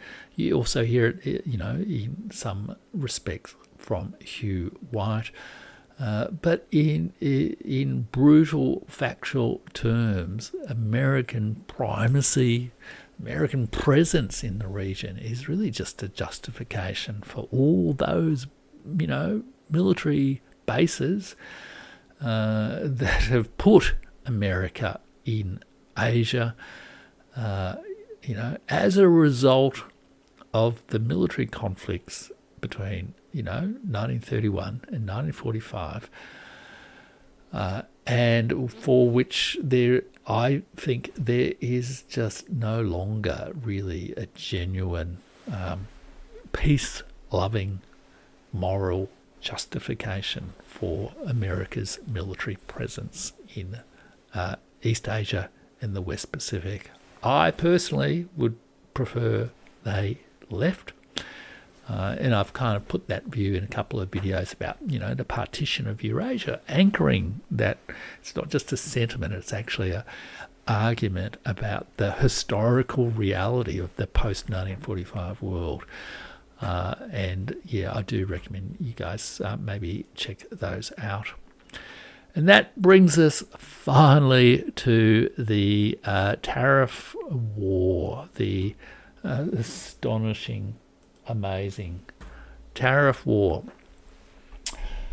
And again, I think I'm going to be brief here because I think strangely enough, I am starting to get a little bit tired, I think. And I do want to sort of come back to some of the great comments I can see from people there, including all the people saying, you're enjoying the channel and that sort of stuff. I guess one of the benefits of doing a super long stream is people are able to join at all sorts of different times, and you never quite know what can come up. So I will come to people's comments at some point fairly soon because I'm nearly at the end.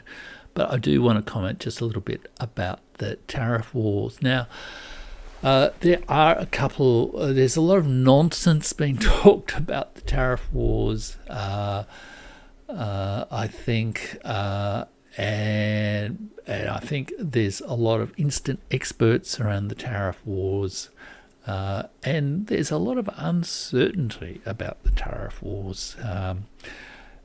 So one is, has to be modest in predicting all of this. Again, I'm not really an economist, and I'm not sort of going to go there, but I do recommend people check out Warwick Powell's assessment of the what's going on with the tariffs and the implications for global trade, and how, if you like, the multipolar world can actually adapt and absorb this tariff shock in a relatively positive way, in a way, Warwick basically describes it as being not looking a gift horse in the mouth, in a way. If the USA wants to kind of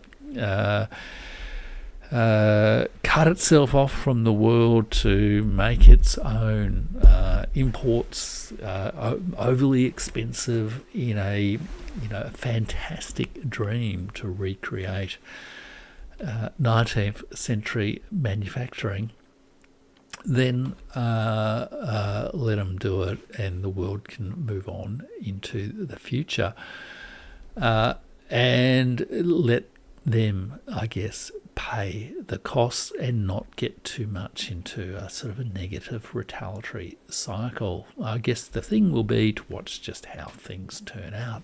It's clearly going to have a huge implication for the domestic situation in the United States. But again, I think it is another case study in what we're saying. I was saying earlier on in the show that this is a foreign policy driven by this emotion and this sort of leadership ethical complex driven by resentment and disappointed supremacism. This resentful lashing out of the world, ripping us off, even though it's a fundamental misunderstanding of things. You can say it's a fundamental misunderstanding of how economies really work, but that doesn't stop the sort of emotional drivers of this kind of situation.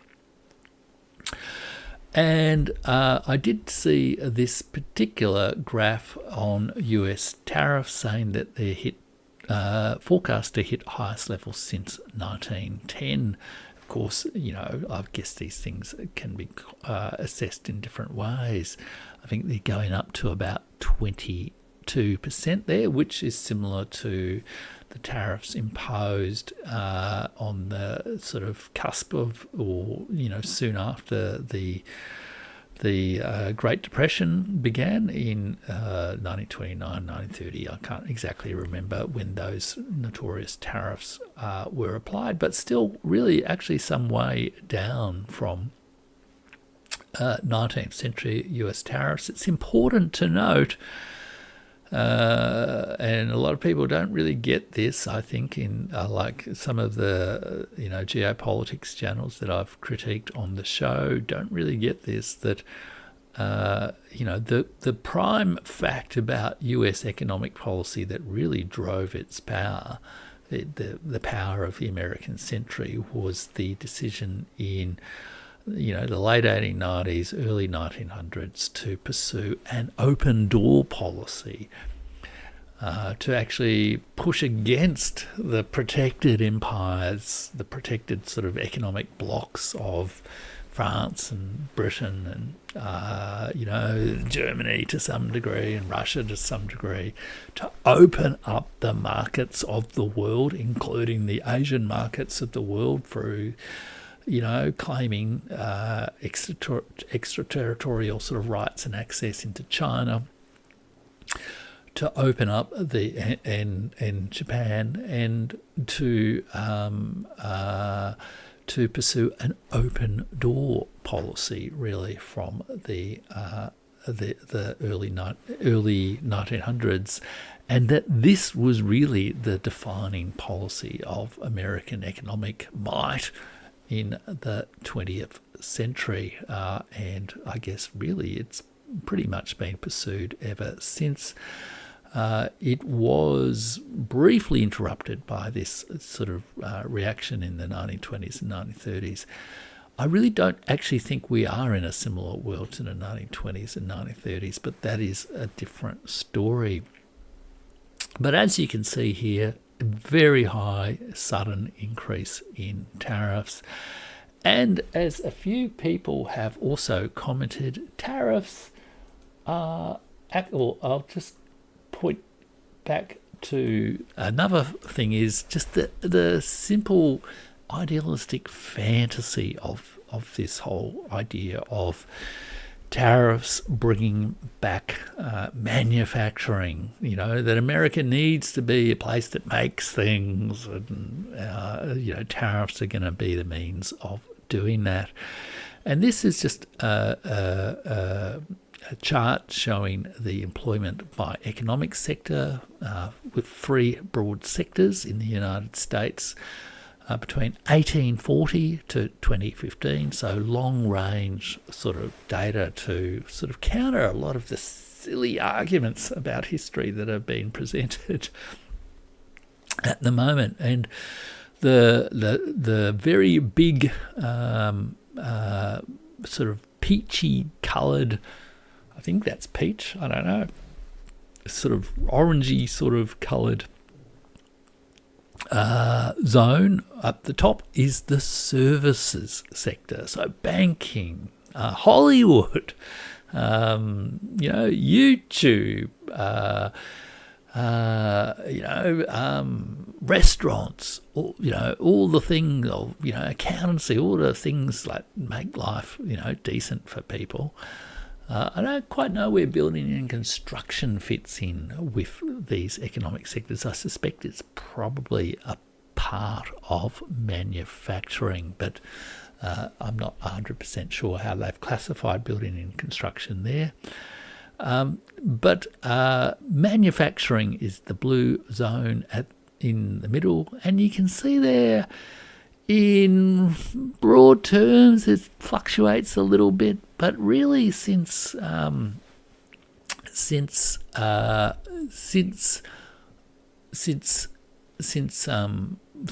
War II, in broad order of magnitude terms, the actual level of employment, as opposed to the proportion of employment, the level of employment by manufacturing in the United States hasn't really changed all that much. Of course, the size of the economy around the world, the size of goods, the amount of goods made by people, the number of people making goods around the world has increased dramatically. I really don't think that however many million, it's like about 20 million roughly people in the United States, could produce all the things that Donald Trump seems to think the world wants to get from America in the future. And of course, the green section of the chart shows agriculture, which of course was proportionally back in 1900. Well, it's over a third of the economy roughly in 1900. Tariffs were also applied, I guess, to agricultural goods. Protection of agriculture is a major feature of economies and has been a major feature of economies. For example, in Europe, it's been one of the key tensions between Europe and Australia over the years. But you can see, obviously, that agricultural employment is minuscule these days. You can barely even see it in that picture compared to what it was proportionally in 1900. But the vast change in the employment sector is in the growth of the services sector. So just going back to a time where, America made everything for the people of the world is simply not going to be achievable through tariffs. It's a physical impossibility if you really think about it in those sort of terms. It's 4% of the world's population, And economies around the world have more or less the same nature of that, in different ways, but more or less this same picture of growth in services, stability in manufacturing, decline in agricultural employment is more or less a fairly consistent pattern around the world. Modern economies are much more service-based than the industrial factory economies of the early 20th century, or the peasant economies of J.D. Vance's febrile imagination. Okay, let me just take the picture down there. So, yeah, I think, though, the other thing that is worth noting, and this was brought out by, I did a live call with my paid subscribers on Substack at jeffrich.substack.com, and there's some of the benefits you can get if you do join as a paid subscriber. I actually bought a copy of The Age the other day, and it was $4.80 for a daily copy of The Age. Astonishing. And I tell you what, I didn't get as much value from a copy of The Age as you'd get if you just paid $5 US a month to get all my great content at jeffrich.substack.com. And anyhow, I was having this live call with some of the paid subscribers, and there were two great comments that were actually made about the whole tariff and financial situation in the United States right now. One is that, of course, a tariff is a tax, and the United States is a very unusual country, and a very unusual country. And I'm sorry, I just noticed that David Kay said you could invite Professor Pascal Lataz to speak on the channel about Japan. And he hosts the wonderful neutrality studies, and that is a fantastic idea. I'm going to do that, I think that's a really great idea, David Kay. As you say, he is based in Kyoto. I actually went for a holiday to Kyoto and said hello to Pascal in Kyoto last year.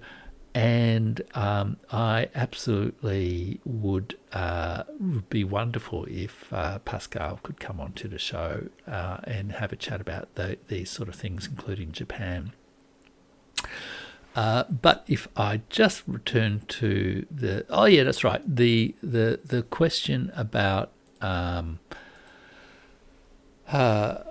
tariffs is a tax. Now, the United States is I think alone in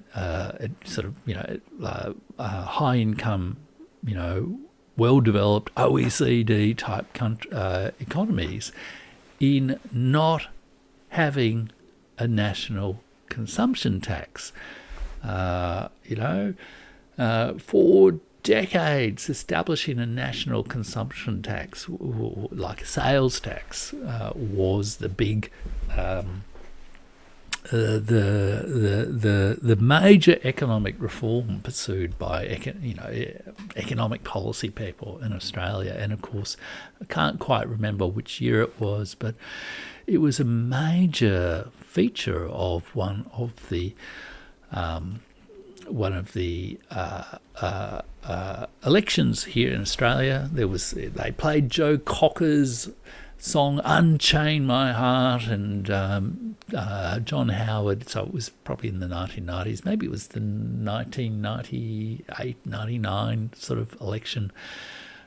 Gave the government a mandate to introduce what became the goods and services tax, like a 10%. I think it was 10%. Maybe it was 12% rate of goods and services tax in Australia. It was a major reform.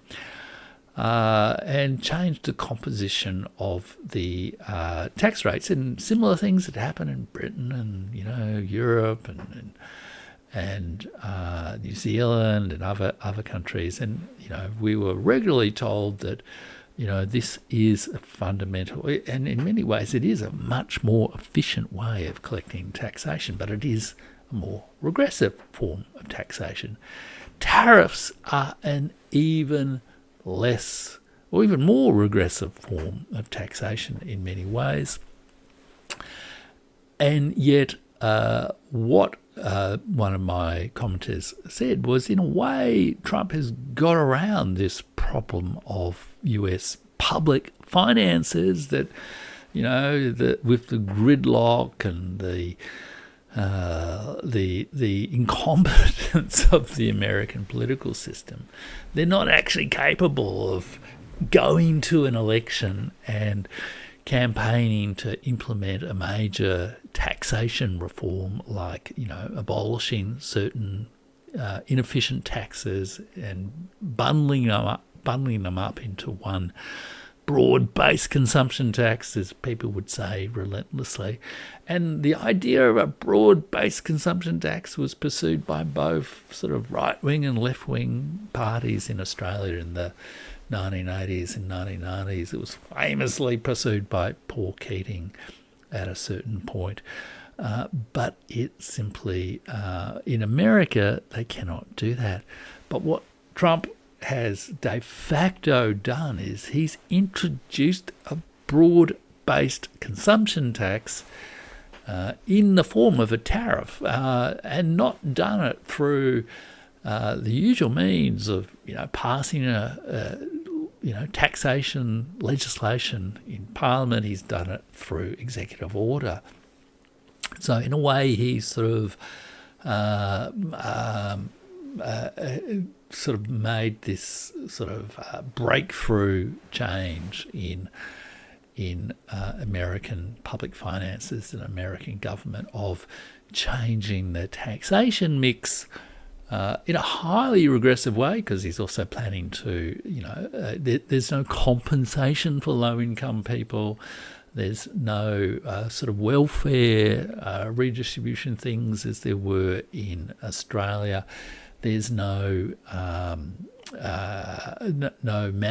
proper management of the income tax tiers and all that kind of thing.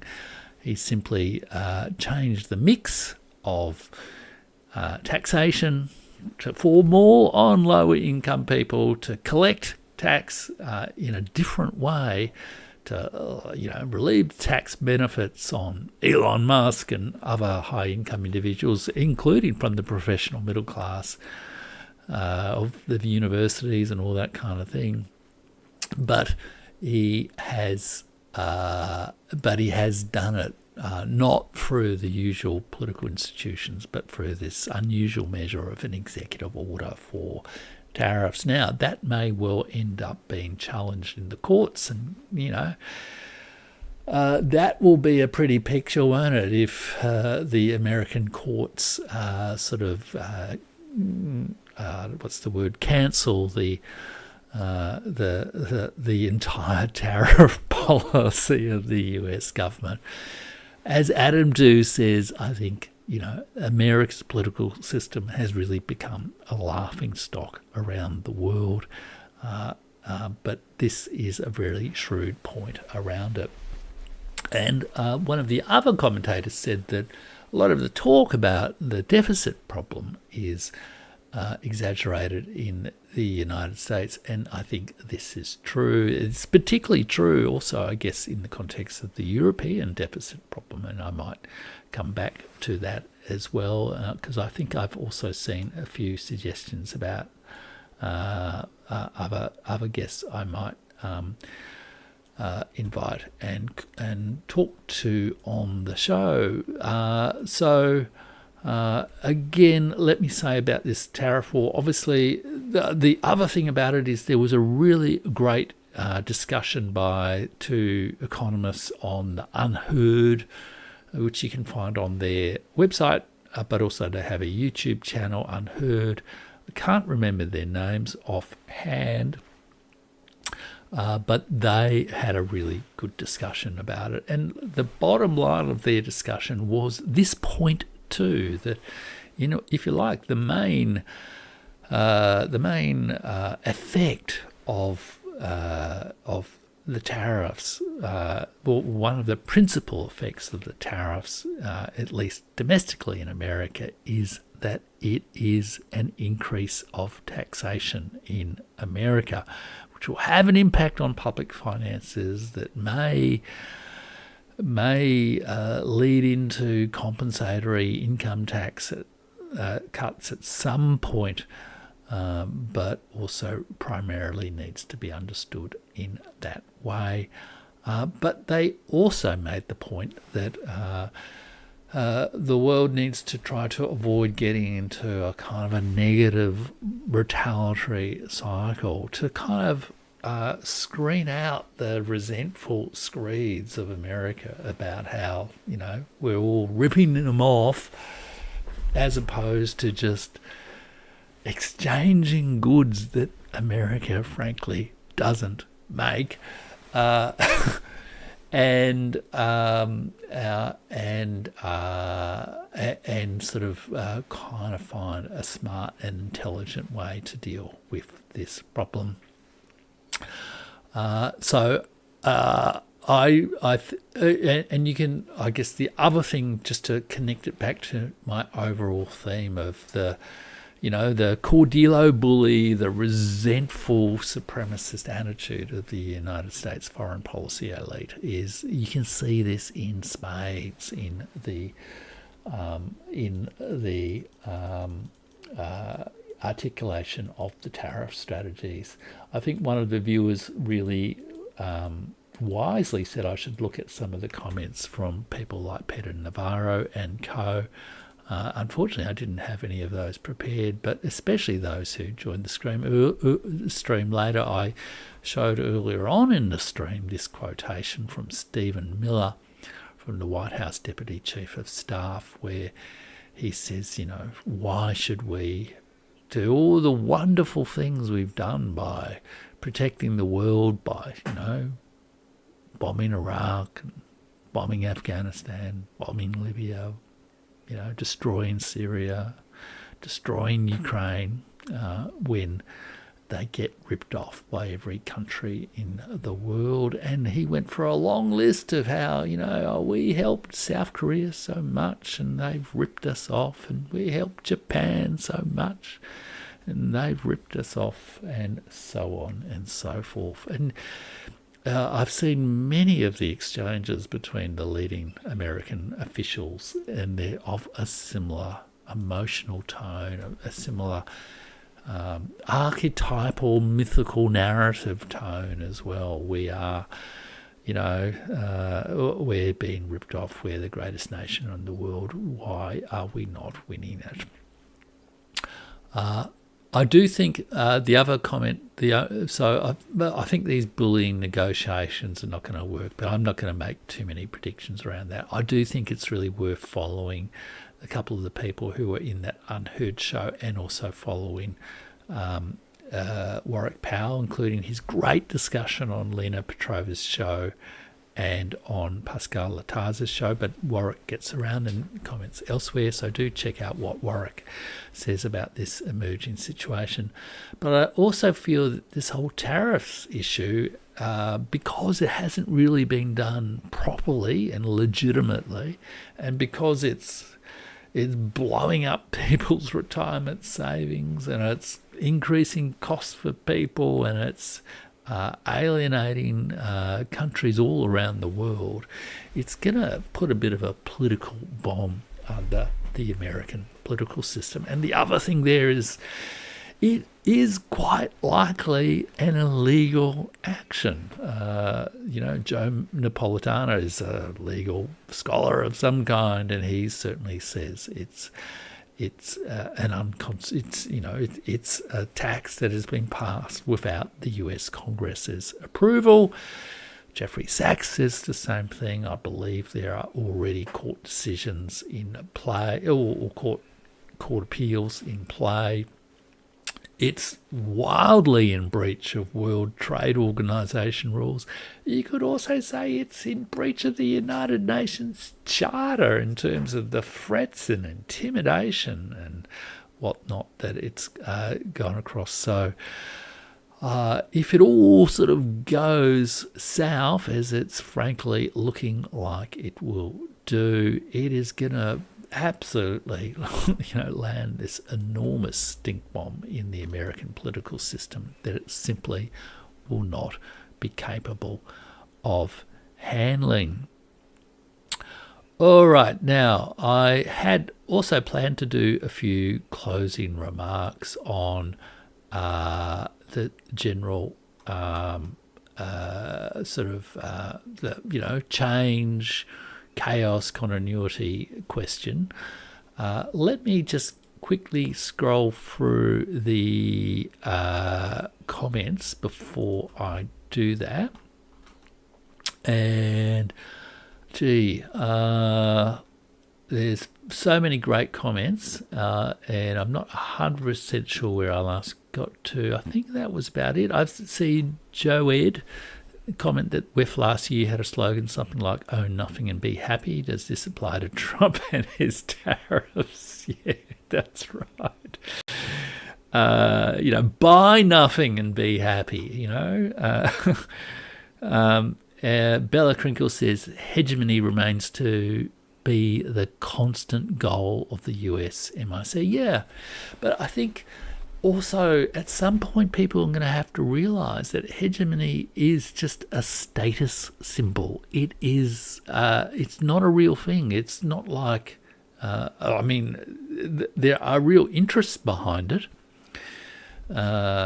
But people are going to have to separate the idea of being number one from the idea of having 800 military bases all around the world and spending 40% of the world's military budget. So rather than say we're the world hegemon, we're the biggest and baddest bloke in town, which really actually achieves nothing for America if you think about it, they have to say, well, we're deploying our resources to achieve what? What exactly is the reason for the United States to deploy all that military kit, all those soldiers in the West Pacific still, when it could actually have peaceful trading relationships with Japan and South Korea and China and the Philippines and even Australia. It could pursue the model of ASEAN countries. It could pursue models of China and Russia in terms of getting on despite tensions in the past. It rather than pursue a status goal of hegemony, it could actually do something much more significant. And then Bijou Smith says, completely correct comment by Beletic on US versus Russia versus via Ukraine. Absolutely. And I feel this is just a total, I can see why it's perhaps hard to resolve, but I actually think it's also part of the problem. And I think the other comment I'd make about that is all this sort of talk about great power, relations and Europe's vassals and all this sort of stuff. I actually think, I think Europe, Brian tends to treat Europe as not an actual agent in the diplomacy, but it is, and similarly Britain is, and they're not as well integrated as perhaps the United States is. But then again, think of the warring parties in the US government right now. How unified is the US executive? So I do think, but nonetheless, I really do agree that unless the United States admits that it has been conducting a long war against Russia, it is not going to resolve the issue in Ukraine. And unless it actually admits that there are multiple parties to this conflict, all of which have a legitimate interest in the building of a long-term peace in Ukraine and in Europe and in Eurasia, then it's not really going to be able to play a very constructive role. Joed says, big differences between David Sachs and Jeffrey Sachs. Please do not conflate the two. Yes. If I accidentally said David Sachs when I meant Jeffrey Sachs, I do apologise. Sorry, Firing Line says, sorry for being late, if I can give my voice, but regarding the first two USA foreign policy failures, Wilsonian peace in 1919, Pax Americana, I suspect Trump wants to make such legacy of himself. Yeah, well, could be. Legacy is a funny thing, you know. I think often people commenting on political actors I think that is a big driving force of events, and maybe sometimes political actors think it is a big driving force, but no one really controls the way in which history remembers people, and I just think it is one of the worst illusions that politicians can have, that they can make their own legacy.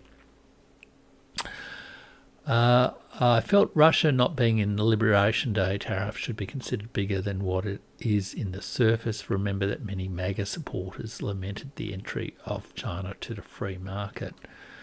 As I understand, it's largely because, they've just been sanctioned to earth, so there's virtually no trade between Russia and the United States at the moment. And maybe it was also as some concession in the diplomacy. I think MAGA supporters' attitude towards China is, that's a whole other show, which I probably won't get into now. John Roberts says, hi everyone, interesting soliloquy as always, with a few emojis and a couple of beers. Thank you, John. David K says hello. David K marathon stream. I did my little Coke display. Stephen Smart says, high quality channel. Well done, Jeff from Glasgow, Scotland. Great to have people viewing from Scotland. Some of my ancestors are from Scotland too. In fact, allegedly I'm related to Rob Roy McGregor, of course, and you will know who he is, Stephen Smart. We've had the thing about comments. We've had a few comments about those things. I'll just skip over those. What is the working definition of elites in this context? I suppose those who support the status quo. I tend to use elites just in a sort of descriptive sociological sense of leadership groups. It can be used in a pejorative sense of leadership groups we don't like for whatever reason, I guess. But for me, I tend to use elites just as people who are running organisations, people who have prominent roles in the culture, that sort of thing. And we talked about J.D. Vance earlier on, and Bella Crinkle says, warrior identity, wealth for the elites, perhaps. Yeah. And there is a machismo to American business culture, I think as well. And it's also been an interesting facet of the sort of the conservative media. I don't quite what the sort of alt-right sort of online philosophical culture as well, this sort of gym bro, tech bro kind of culture. So I think that's a great comment. David Kay says, interestingly, Kissinger once remarked that essentially Chinese Premier Zhou Enlai was the only person as smart as Kissinger was. Kissinger did not suffer from a lack of self-esteem. Yeah. I'll return to Kissinger maybe later on in the year as part of my China World Tour. And yeah, there's some interesting insights in Odd-Arne Westad's book on the Cold War and also on the Great Transformation of China that sort of, are different to the carefully cultivated persona of Henry Kissinger that it's been, lovingly developed by some of his acolytes over recent decades. And yes, David mentioned inviting Pascal Lataz. Absolutely will do that. If the US does withdraw militarily from East Asia, do you suspect that Japan and South Korea will feel compelled to become nuclear weapon states as they live next to China, Russia, and the DPRK?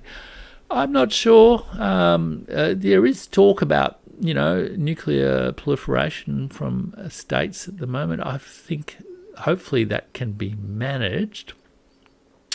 And I do see the sort of military withdrawal of the US from East Asia, indeed from Eurasia, I would say, as like one of the big historical challenges of the next 20 or 30 years. I think ultimately it has to come, and somehow it has to be managed peacefully. I just think Japan, China are not the states they were in the 1930s, 1920s, and I think that we can find new multilateral, multipolar institutions to find genuine peace in East Asia without the American military presence enforcing what they call peace and what the rest of the world calls American domination. Felix says tariffs are a tax on poor people and small companies. The rich find a way around it.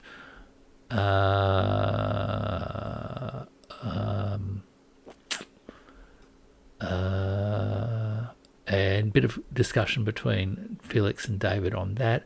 Kuznet says, why not invite Richard Werner? He is a Japan economic specialist and wrote the book Princes of the Yen, which was the first study about Japanese economic decline because of the US trade war. That is a great tip. I'm going to write it down right now. Richard Werner, Princes of the Yen. Thanks for that tip, Kuznet. Really appreciate it. I'll see what I can do. If I can't get the get him as a guest, I will see if I can at least talk about that book. And Bella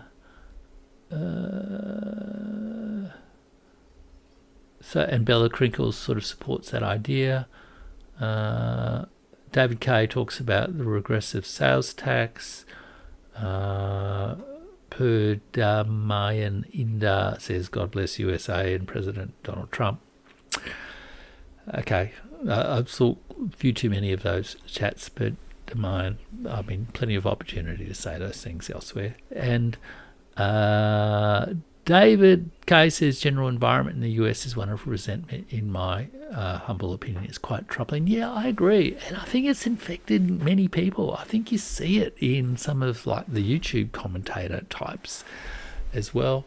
And I think you even, like I saw a tweet from Adam Tooze, who, I often pay a lot of attention to, but he made some weird comment about resentful senior citizens driving MAGA or something like that. And the thing about that kind of toxic emotional environment driven by resentment is it sucks people in. It's like a crowd emotion. It sucks people into bad things. And And so it's not just a problem at the current government leadership level. It's something that spans elites across both sides. I mean, you heard a lot of that kind of rhetoric one way or the other out of a more complacent sort of resentment out of the Biden administration, but it actually drives people into things, and it might limit the quality of the sort of domestic response to some of the worst things about the Trump administration. But I'll talk a little bit more about the domestic American situation in a stream in 2 weeks' time.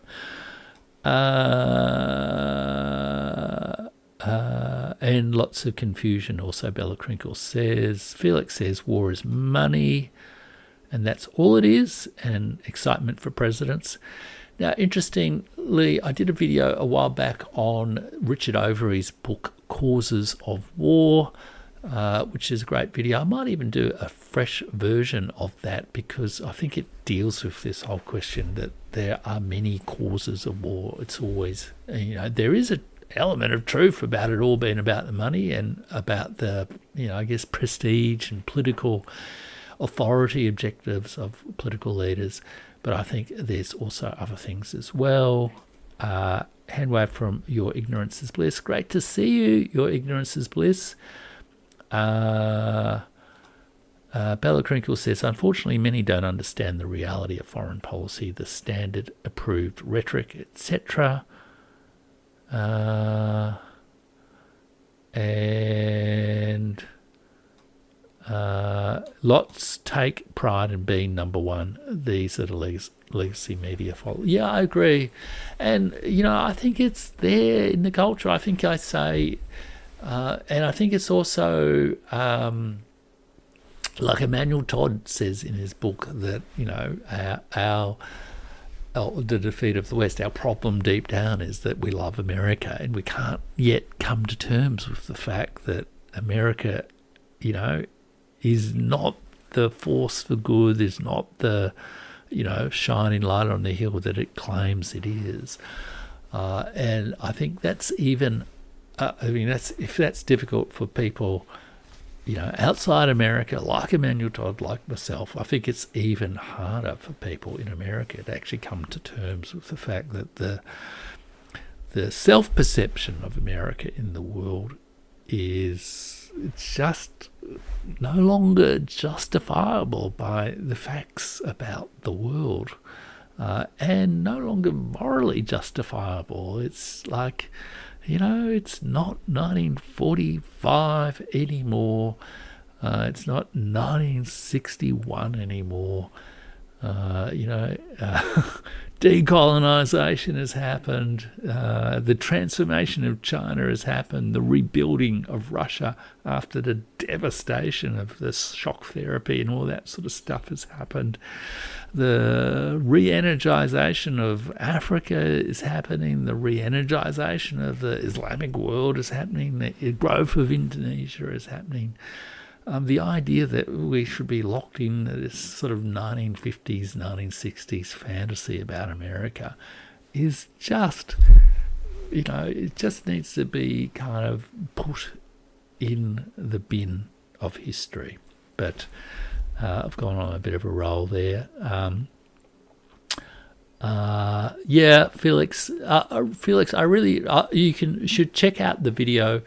I might put it in my sort of, the community post thing after this that I did on Richard Overy's The Causes of War, because it's a really insightful book about this issue, which is really difficult to discuss and people have passionate views about.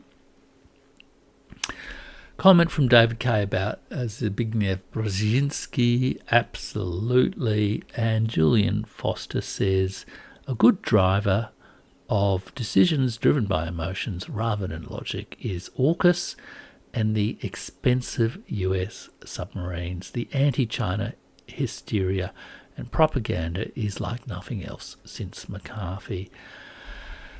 Absolutely true. Absolutely true, Julian. And, like I think I've commented on this show before, and like so in interviews with Warwick Powell and discussion with Sophie Lloyd-Wilson. You can check them out in my sort of interviews playlist on the channel. Like I've seen up close the elites, if you like, of Australian government, culture, politics, build this new engagement with Asia over decades from the 1970s. And the way in which this has been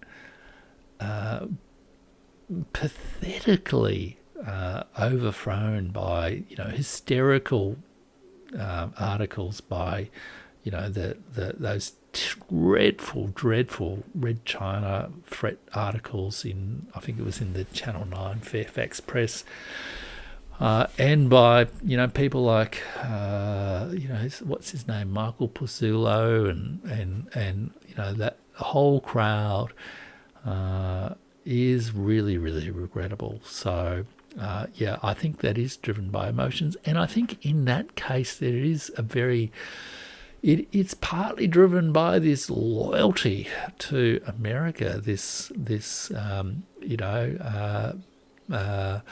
sort of sub-imperial mentality of we're going to be the best possible lieutenant to Captain Ahab as the ship goes down, and we will do everything we can to stop the ship going down and let Captain Ahab, shoot his white whale.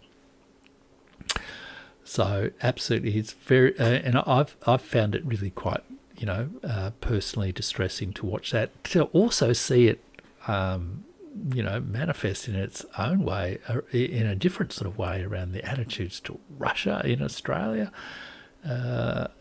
which is just, off the planet, off the scale in terms of its hysteria. But that's another topic.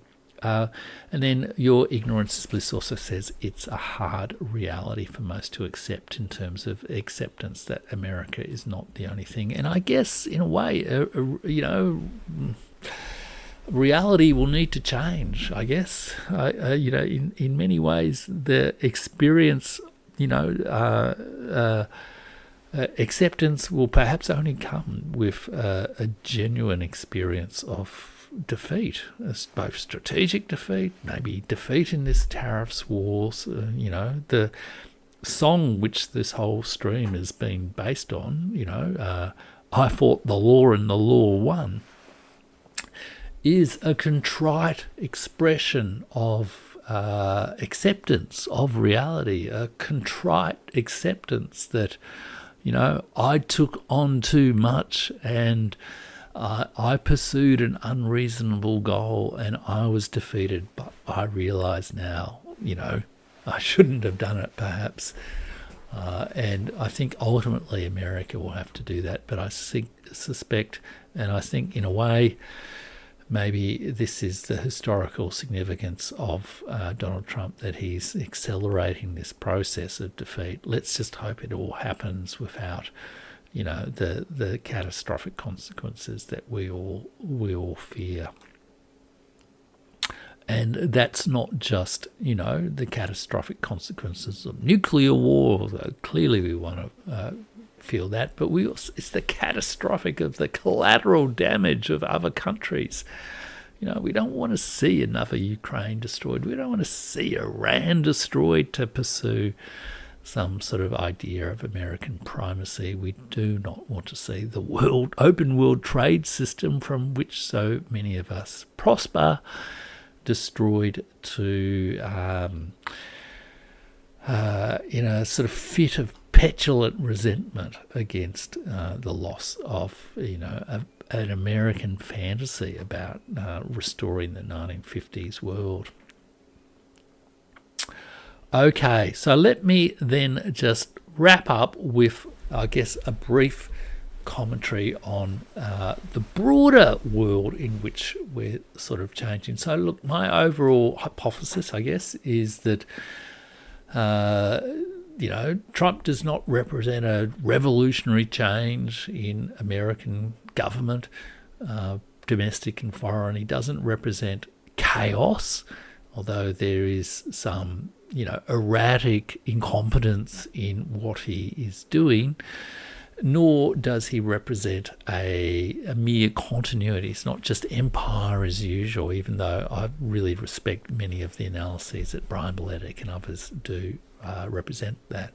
I think he represents a twisting of the cultural kaleidoscope of the leadership culture of America, if you like. It's a cultural metamorphosis of the potential that was there, and it's been hypercharged by this resentment, resentment driven by disappointed supremacy, and it's been pushed on by a heroic story of the macho Cordillo political military leader, political military business boss, the Sopranos kind of approach to politics. But all of this is happening in a context of strategic defeat that exposes those emotions. And what's more, it's happening in the context of fundamental change. All of this twisting of the kaleidoscope of American culture and institutions is occurring in a world that is simply displaying all that in a different way. The world is becoming less American. Globalization hasn't stopped. The pattern and the nature of globalization has changed. As I've written a fair bit on the Substack, and I won't elaborate here, there's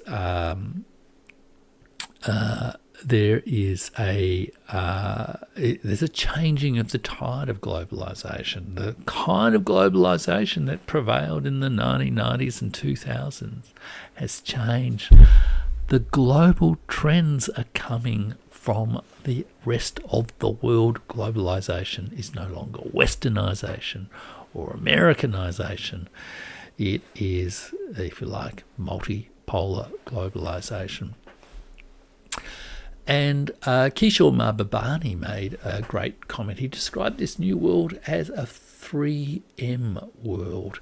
Multilateral, as in multilateral institutions, such as BRICS and all those others. Multipolar, in the sense of multiple sources, multiple zones of strength and power in the world, and also multi-civilizational. It's not just all about the West anymore. The political traditions, the cultural traditions are the ways of seeing and acting in the world that have been fostered in many cultures around the world: China, Russia, India, Africa, the Islamic world, North America, South America, even maybe Australia, if Australia could actually, get off the dependence on the American Raj. Those multiple civilizations are sort of really shaping the world. So I do think this sort of resentful, petulant response from American political leadership across the political spectrum, I add, it's not just about Donald Trump, is perhaps a harbinger of 10 years of chaos in the USA. It doesn't signal the overturning of the post-1945 world order. That world order is largely mythical. It doesn't, represent the end of the liberal rules-based international order. That is largely mythical. Nor does it represent a return to great power politics This is a misunderstanding, I guess, of the nature of the new context of the world, and nor does it represent, as I think Malcolm Turnbull has been saying in his recent talks and at his Security and Sovereignty Forum, Malcolm Turnbull, former Prime Minister of Australia, that it's a might is right world. I mean, American right has been right. American might has been right, and American righteousness has been mighty for quite a few decades now. That is not an accurate description of how this world has changed. In some ways, I think the Indian External Affairs Minister, Dr. S. Jaishankar, gave perhaps the best metaphor to describe this this changed world in an interview he did with Dr. Kang, the president of the Asia Society, the former foreign minister of South Korea. A really fabulous interview, which I think, yes, I did include this on my community posts tab at the YouTube channel. It's an interview which has been posted on the Asia Society website, but also on many Indian channels, because it's a session from the Raisina Dialogue that India hosts every year. And it's called India and Asia in the Age of Geopolitical Churn. And why churn? Churn is not a reference to business churn. It's a reference to the churning of the ocean in Hindu mythology, including the Mahabharata, which I'll be introducing readers to on my slow read program at jeffrich.substack.com later in the year. The story of the churning of the ocean, or the Samudra Manthana, goes a little bit like this. Seeking Amrita, the nectar of immortality, gods, devas, and demons, asuras, joined forces to churn the ocean of milk.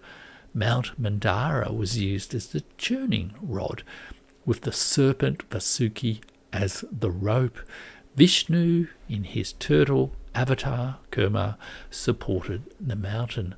The churning produced treasures like Lakshmi, the goddess of wealth, and Kaustuba, a divine gem, alongside dangers such as Hala Hala, poison which Shiva consumed. Ultimately, Amrita emerged, granting immortality to the gods and symbolizing the triumph of good over evil. I think it's good to actually use these non-Western stories, if you like, to reframe our understanding of how the multipolar world is shaped. And the Mahabharata, the Hindu myths, are amongst the greatest stories ever told, as Dr. S. Jaishankar refers to in his book India Way. The way of thinking that is embedded in the Mahabharata and others has profoundly shaped Indian statecraft, and we would do really well not to view the world merely in the mindset of Christian nationalists and crusader ethos like Pete Hegseth, let alone the limited vision of kind of realist international geopolitics of like John Mearsheimer, but to see the many possibilities created by the churning of the geopolitical ocean that is happening right now. I hope everyone's enjoyed the stream. I can see a few sign-off messages and everything like that from people there. I hope that's been entertaining for people.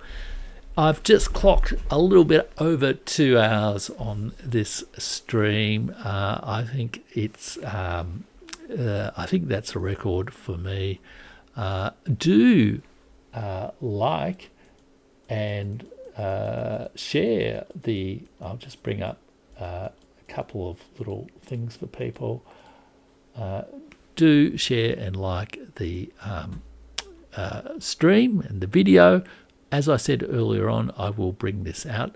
Do check out my World Power History Tour over at jeffrich.substack.com if you haven't already done so. You can join as a free subscriber or as a paid subscriber. Free subscribers get my weekly book recommendations and discussions of all these 5 major world powers and some of the deeper history to help them understand it. I've just finished the American leg of the tour, and some of the things I've talked about today are in that, but I've also just started the leg of the tour of the China World Tour. I should probably end this stream pretty soon so I can finish off my next post. You can also get there my exclusive guides to history and geopolitics, including my guide to the real history guide to the post-1945 world. You can see the picture of the Yalta Conference there. And this is my world history tour. As I mentioned, I've just finished America, doing China in April and May, then India, Europe, and Russia for the rest of the years, really trying to get a deeper insight into the power, cultures, and histories of these 5 major civilization states, if you like, just taking that word at face value for now. And of course, you can get bonus content as a paid subscriber for $5 US a month or $50 US a year. Hopefully the Australian dollar will do a little bit better for my Australian viewers, and it will be even cheaper, almost as cheap as a copy of a daily newspaper each month, with a whole lot of extra value, including in-depth historical analyses and audio, in-depth history guides, like the post-1945 World History Guide, like my guide to Emmanuel Todd's Defeat of the West. Slow reads, we're going through the books of Jacob, Olga Tokarczuk's wonderful The Books of Jacob, which has some uncanny resemblance to contemporary events. And also we'll look at the Mahabharata later in the year. And also you can get access to my entire content library, including the Nobel Archive, from which I read earlier today when I talked about Thomas Mann's brilliant discussion of the American failure in the early years of the post-1945 US-led world-based order, whatever it is, to not lead the world, but instead to try to buy the world. I think the United States didn't succeed in buying the world quite then. It might have felt that it successfully triumphed over history and the world in 1989. And yet in 2025, it seems to have chosen to fight the world. I don't think it's going to win. I think the world, including all of you, ultimately will win. Thanks so much for all your kind messages and your great questions during this live stream. I can see Bella Crinkle says, you seem like a historian and psychologist. Well, I am a historian and I've read a fair bit of psychology over the years. I look forward to more of your vast knowledge. Thank you so much. Lovely to hear those comments from Felix and Bella and others in the stream. And I will break up the stream into shorter videos over the next little while, and I'll be back with another stream in 2 weeks looking at the domestic policies of the current United States administration led by Donald Trump, looking at Doge and health and a range of other issues. I really look forward to chatting with you then. Okay, bye now everyone.